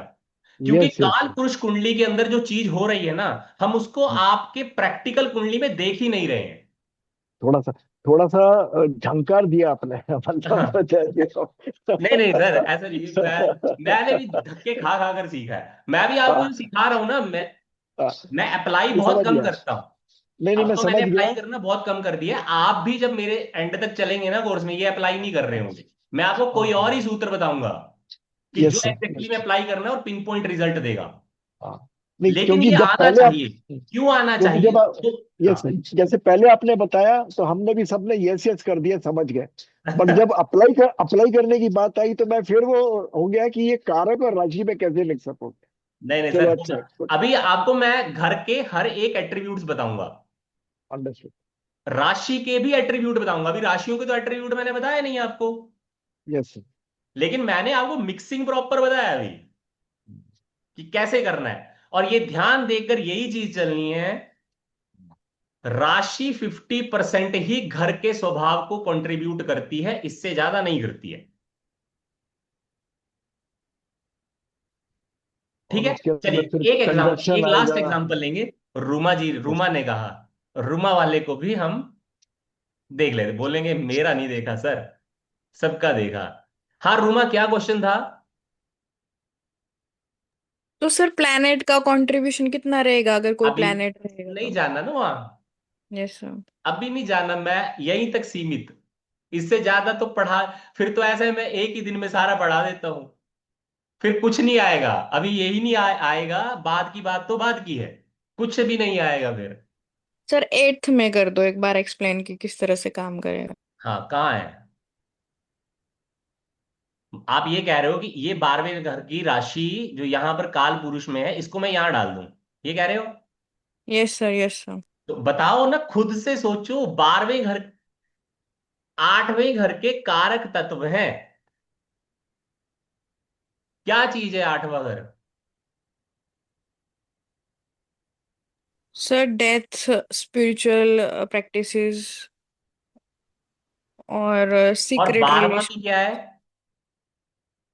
सिमिलर है but higher version of it है। हाँ, तो बताओ क्या होगा?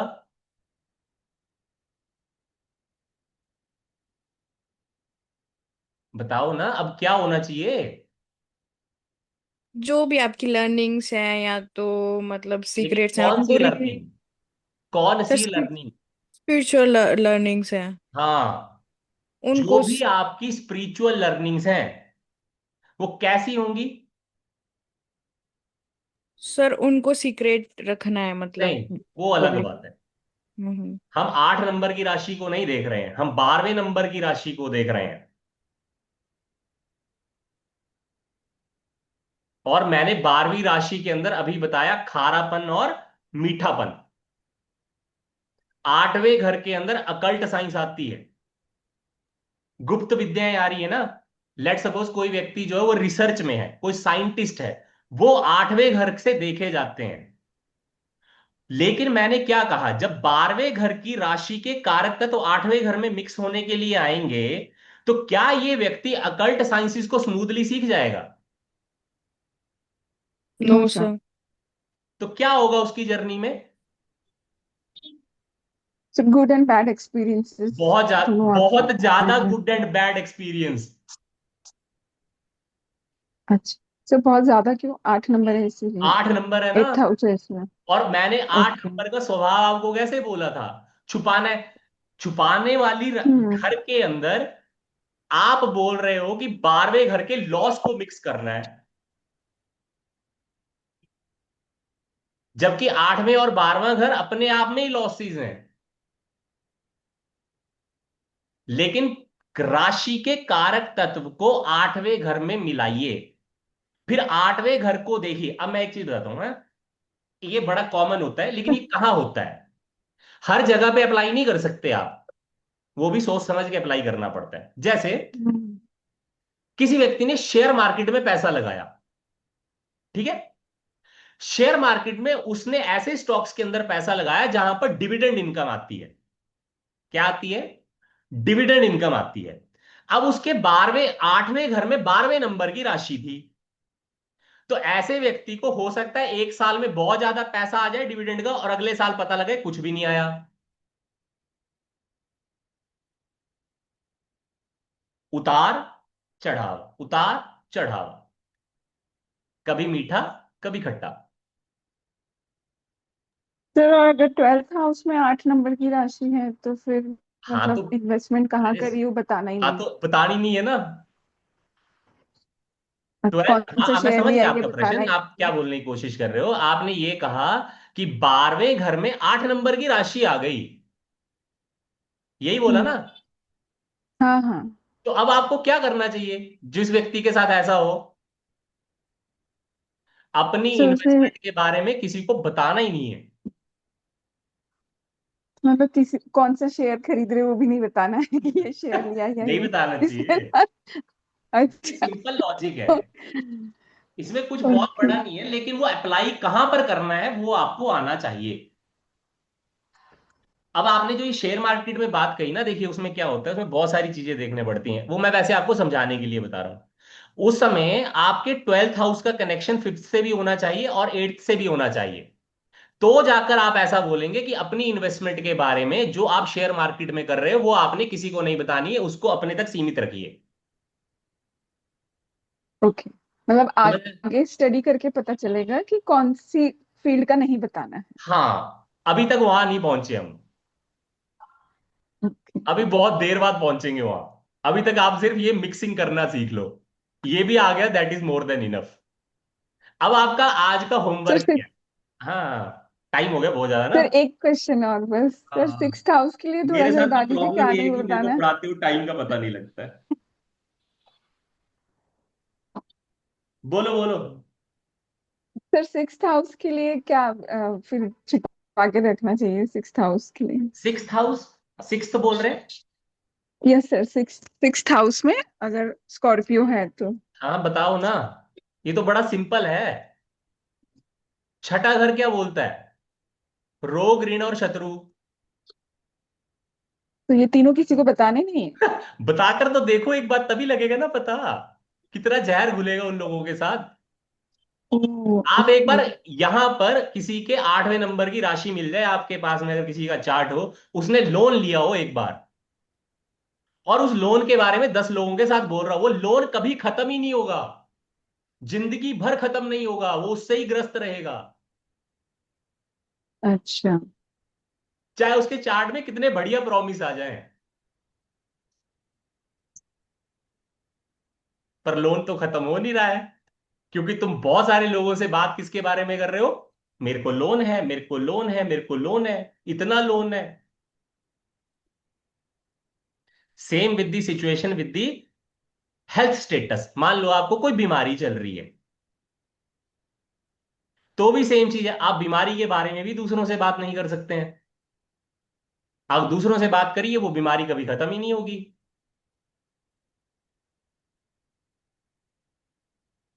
Okay sir. समझ आया? यस। अभी सुनिए, अब आज का काम क्या है।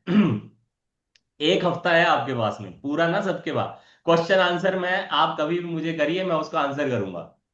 आपका काम यह है कि राशियों के स्वभाव को हाउसेस के स्वभाव से मिक्स करना है, और हर एक जगह पर रिजल्टेंट निकाल कर देखना है कि क्या आएगा। मैं आपको हर एक घर के एट्रीब्यूट्स दे दूंगा, उसके हिसाब से मिक्स करना है। इतना कर लेंगे?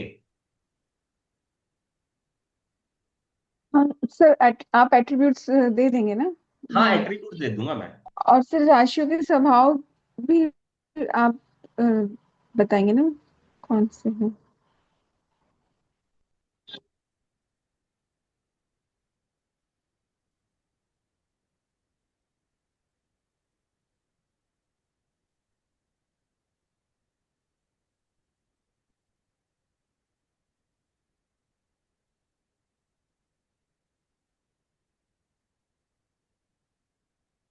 सॉरी, एक मिनट, वो कॉल आ गया था मुझे अभी बोलना।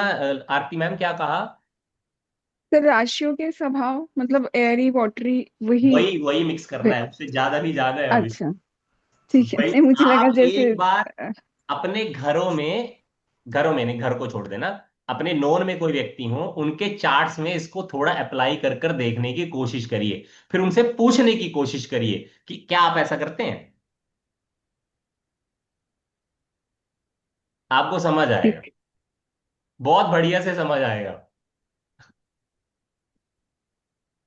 अच्छा सर चलो मतलब वैसा तो नहीं निकालना है ना, जैसे आपने बताया था कि स्पाइसेस का कभी खारा कभी मीठा रहता है, तो वैसा कुछ नहीं निकालना है ना? सिर्फ एयरी वाटरी देखना है कि कैसा रहेगा। नहीं नहीं, वो निकालना है, तभी तो मैंने कहा लेट सपोज आपने ये चीज देखना है। मान लेते हैं या 12 सर तो नंबर की राशि, बाकी। हाँ हर जगह सर, पे फिर 12 नंबर की राशि का क्या आएगा? हाँ सर, फिर वो बाकी राशियों का स्वभाव थोड़ा सा। नहीं नहीं, अभी आपने सिर्फ 4, 8 और 12, इतना ही अच्छा। काम है। जितना ओके मैं सर। पढ़ाता हूं मैं उतना ही काम देता हूं। ठीक है। आप इतने और याद रखिएगा, मैं एक चीज बताता हूं, मेरे को ये बाय हार्ट याद हो गया है। मैं अभी ये बाय हार्ट कैलकुलेट कर लेता हूं। आपने पेन हम्म। कॉपी से पेन को लेना है और कॉपी पे लिखना है कि क्या क्या हो सकता है। जब तक आप लिखेंगे नहीं, तो याद रखिएगा, आपका ना बुध काम करेगा, ना मरकरी प्लैनेट काम करेगा, ना जुपिटर काम करेगा, और ना मून काम करेगा। ये 3 प्लैनेट से अगर काम लेना है, तो आपको ये काम करने ही पड़ेंगे। तब जाकर आप समझिए कि जब मैं कोर्स के एंड में आपको कुछ बोल रहा हूँ तो आपको 1 सेकंड में समझ आ रहा होगा। नहीं तो मैं अगली क्लास में कोई चीज पूछूंगा, वो भी नहीं आएगी, फिर आप कंफ्यूज हो जाएंगे। Am I clear? किसी को कोई दिक्कत हो तो मैं हमेशा अवेलेबल हूँ। हाँ, रिकॉर्डिंग मिल रहा है, कहाँ रुमा, कहाँ लेके जाएंगे? कहीं नहीं जाना, मैं यही हूं, मैं सबको देता हूँ। मिल जाएगा रिकॉर्डिंग, बढ़िया वाला, एचडी वाला करता हूं मैं तो। औरों की तरह नहीं करता, 10 दिन के बाद देंगे, पता नहीं क्या लेकर जाना है कहीं पे। कुछ तो नहीं, मेरा एक रिकॉर्डिंग मिलेगा क्वेश्चन लाइफ है टाइम आपके पास ही है। मेरा एक क्वेश्चन है, अगर एथ साइन फर्स्ट हाउस में आ जाए, क्या आ जाए? ठीक, एथ साइन एट एट, साइन। हाँ 8 नंबर फर्स्ट हाउस में आ जाए, हाँ, तो आपने बोला कि 8 नंबर मतलब वृश्चिक राशि, गुप्त है। और हाँ गुप्त है, और वो डंक मारता है, मतलब हाँ, वो पॉइजनस है ना। पॉइजनस है। तो हम्म। अगर वो फर्स्ट हाउस में आ जाए, तो फर्स्ट हाउस आपने कहा कि अपने आप को ही डिनोट करता है ना, हाँ, first house means our self. आप जो आप अपने ऊपर सब की चीजें चला सकते हो वो सब चलाइए। आपका स्टेटस, आपका पैसा, आप हम्म। कैसे लोगों से बिहेव करते हैं, किस तरह से बात करते हैं, ये सारी चीजें पहले घर से देखते हैं directly. Yes, yes, right sir. Sir अगर ठीक है। अभी यहाँ पे एट हाँ, नंबर आ जाए, हाँ, तो पूछिए ना, पूछना क्या चाहते हैं? तो मतलब आप अपनी स्टेटस के बारे में किसी से बात मत करिए। ओके। अगर आप अपने स्टेटस के बारे में बात करेंगे तो आपका कभी प्रमोशन ही नहीं होगा, वो प्रमोशन रुक जाएगा। ओके। आप अपने पैसे के बारे में बात करना शुरू कर दीजिए एक बार कि मेरे पास बहुत पैसा है, आना बंद हो जाएगा।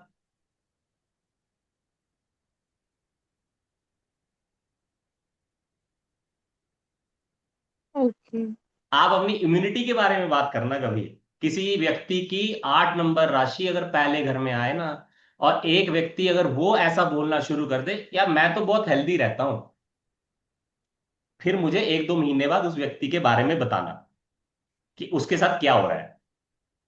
इलनेस आना शुरू हो जाएगा। शुरू हो जाएगी। हम्म। ऑटोमेटिक है वो। उसको तो वो चीज छुपानी है, वो छुपा नहीं रहा है। 8वें नंबर की राशि एक लॉकर है, वो बंद ही रहे तो बहुत बढ़िया। खुला तो सिर्फ पॉइजन मिलेगा।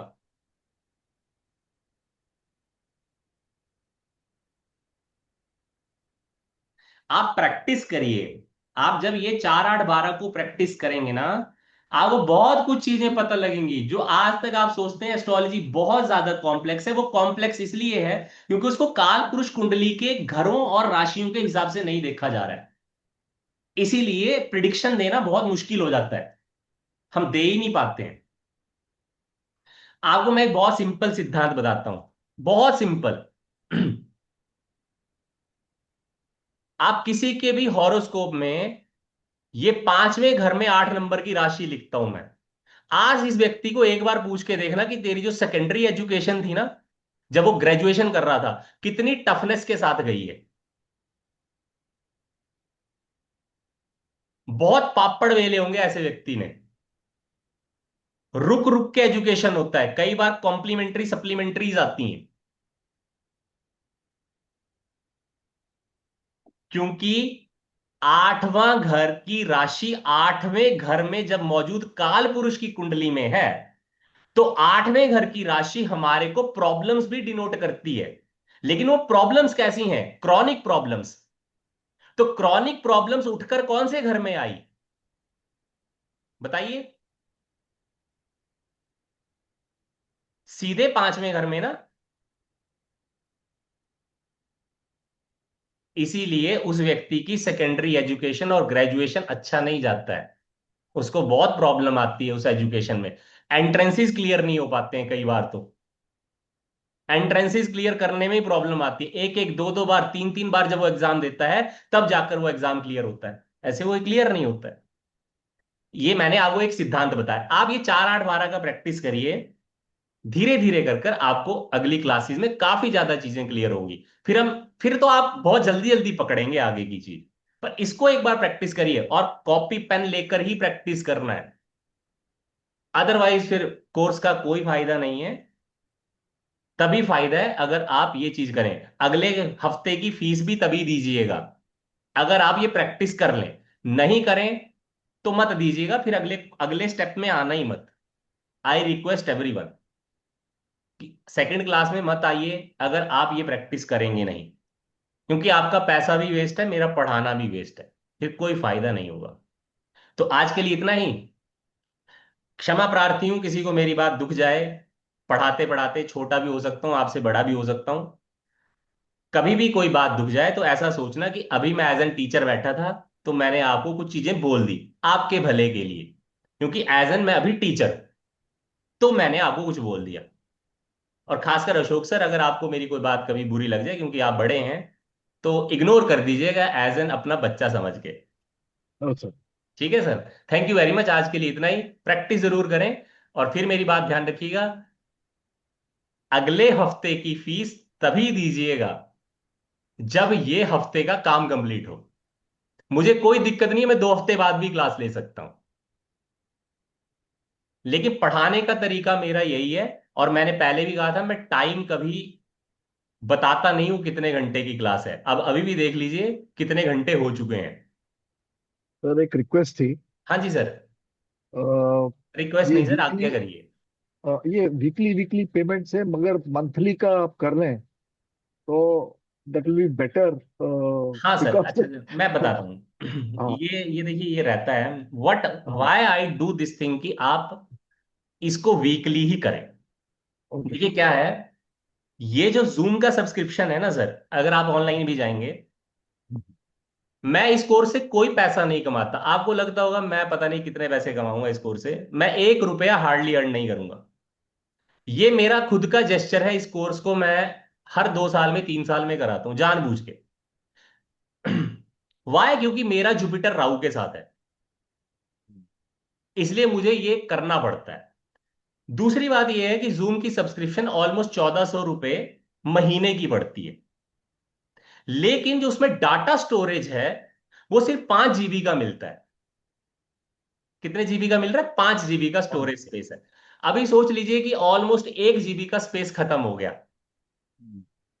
तो मैं आपसे फीस अर्न ज्यादा नहीं करना, मतलब फीस को मैं बढ़ाना नहीं चाहता आपकी। अदरवाइज मुझे मंथली इंस्टांसिस के अंदर क्या करना पड़ेगा, वहां पर जब मैं जाऊंगा तो मुझे क्लाउड स्पेसिंग लेना पड़ेगा, और क्लाउड स्पेसिंग ऑलमोस्ट 3000 रुपए पर मंथ कॉस्ट करता है। तो इससे आपकी फीस बढ़ेगा, और कोई दिक्कत नहीं है। और इसीलिए मैं नहीं क्लासेस भी ज्यादा नहीं लेना चाहता। लेने नहीं को नहीं तो मैं आप एवरी वीक 3 3 भी ले सकता हूं। नहीं नहीं आप चाहे अपना सब्सक्रिप्शन वही रखिए सर, बट हमसे अगर आप मंथली ले लें तो व्हाट हैपेंस इज। सर काम ही नहीं करेंगे आप लोग, मेरे को पता है ना सर।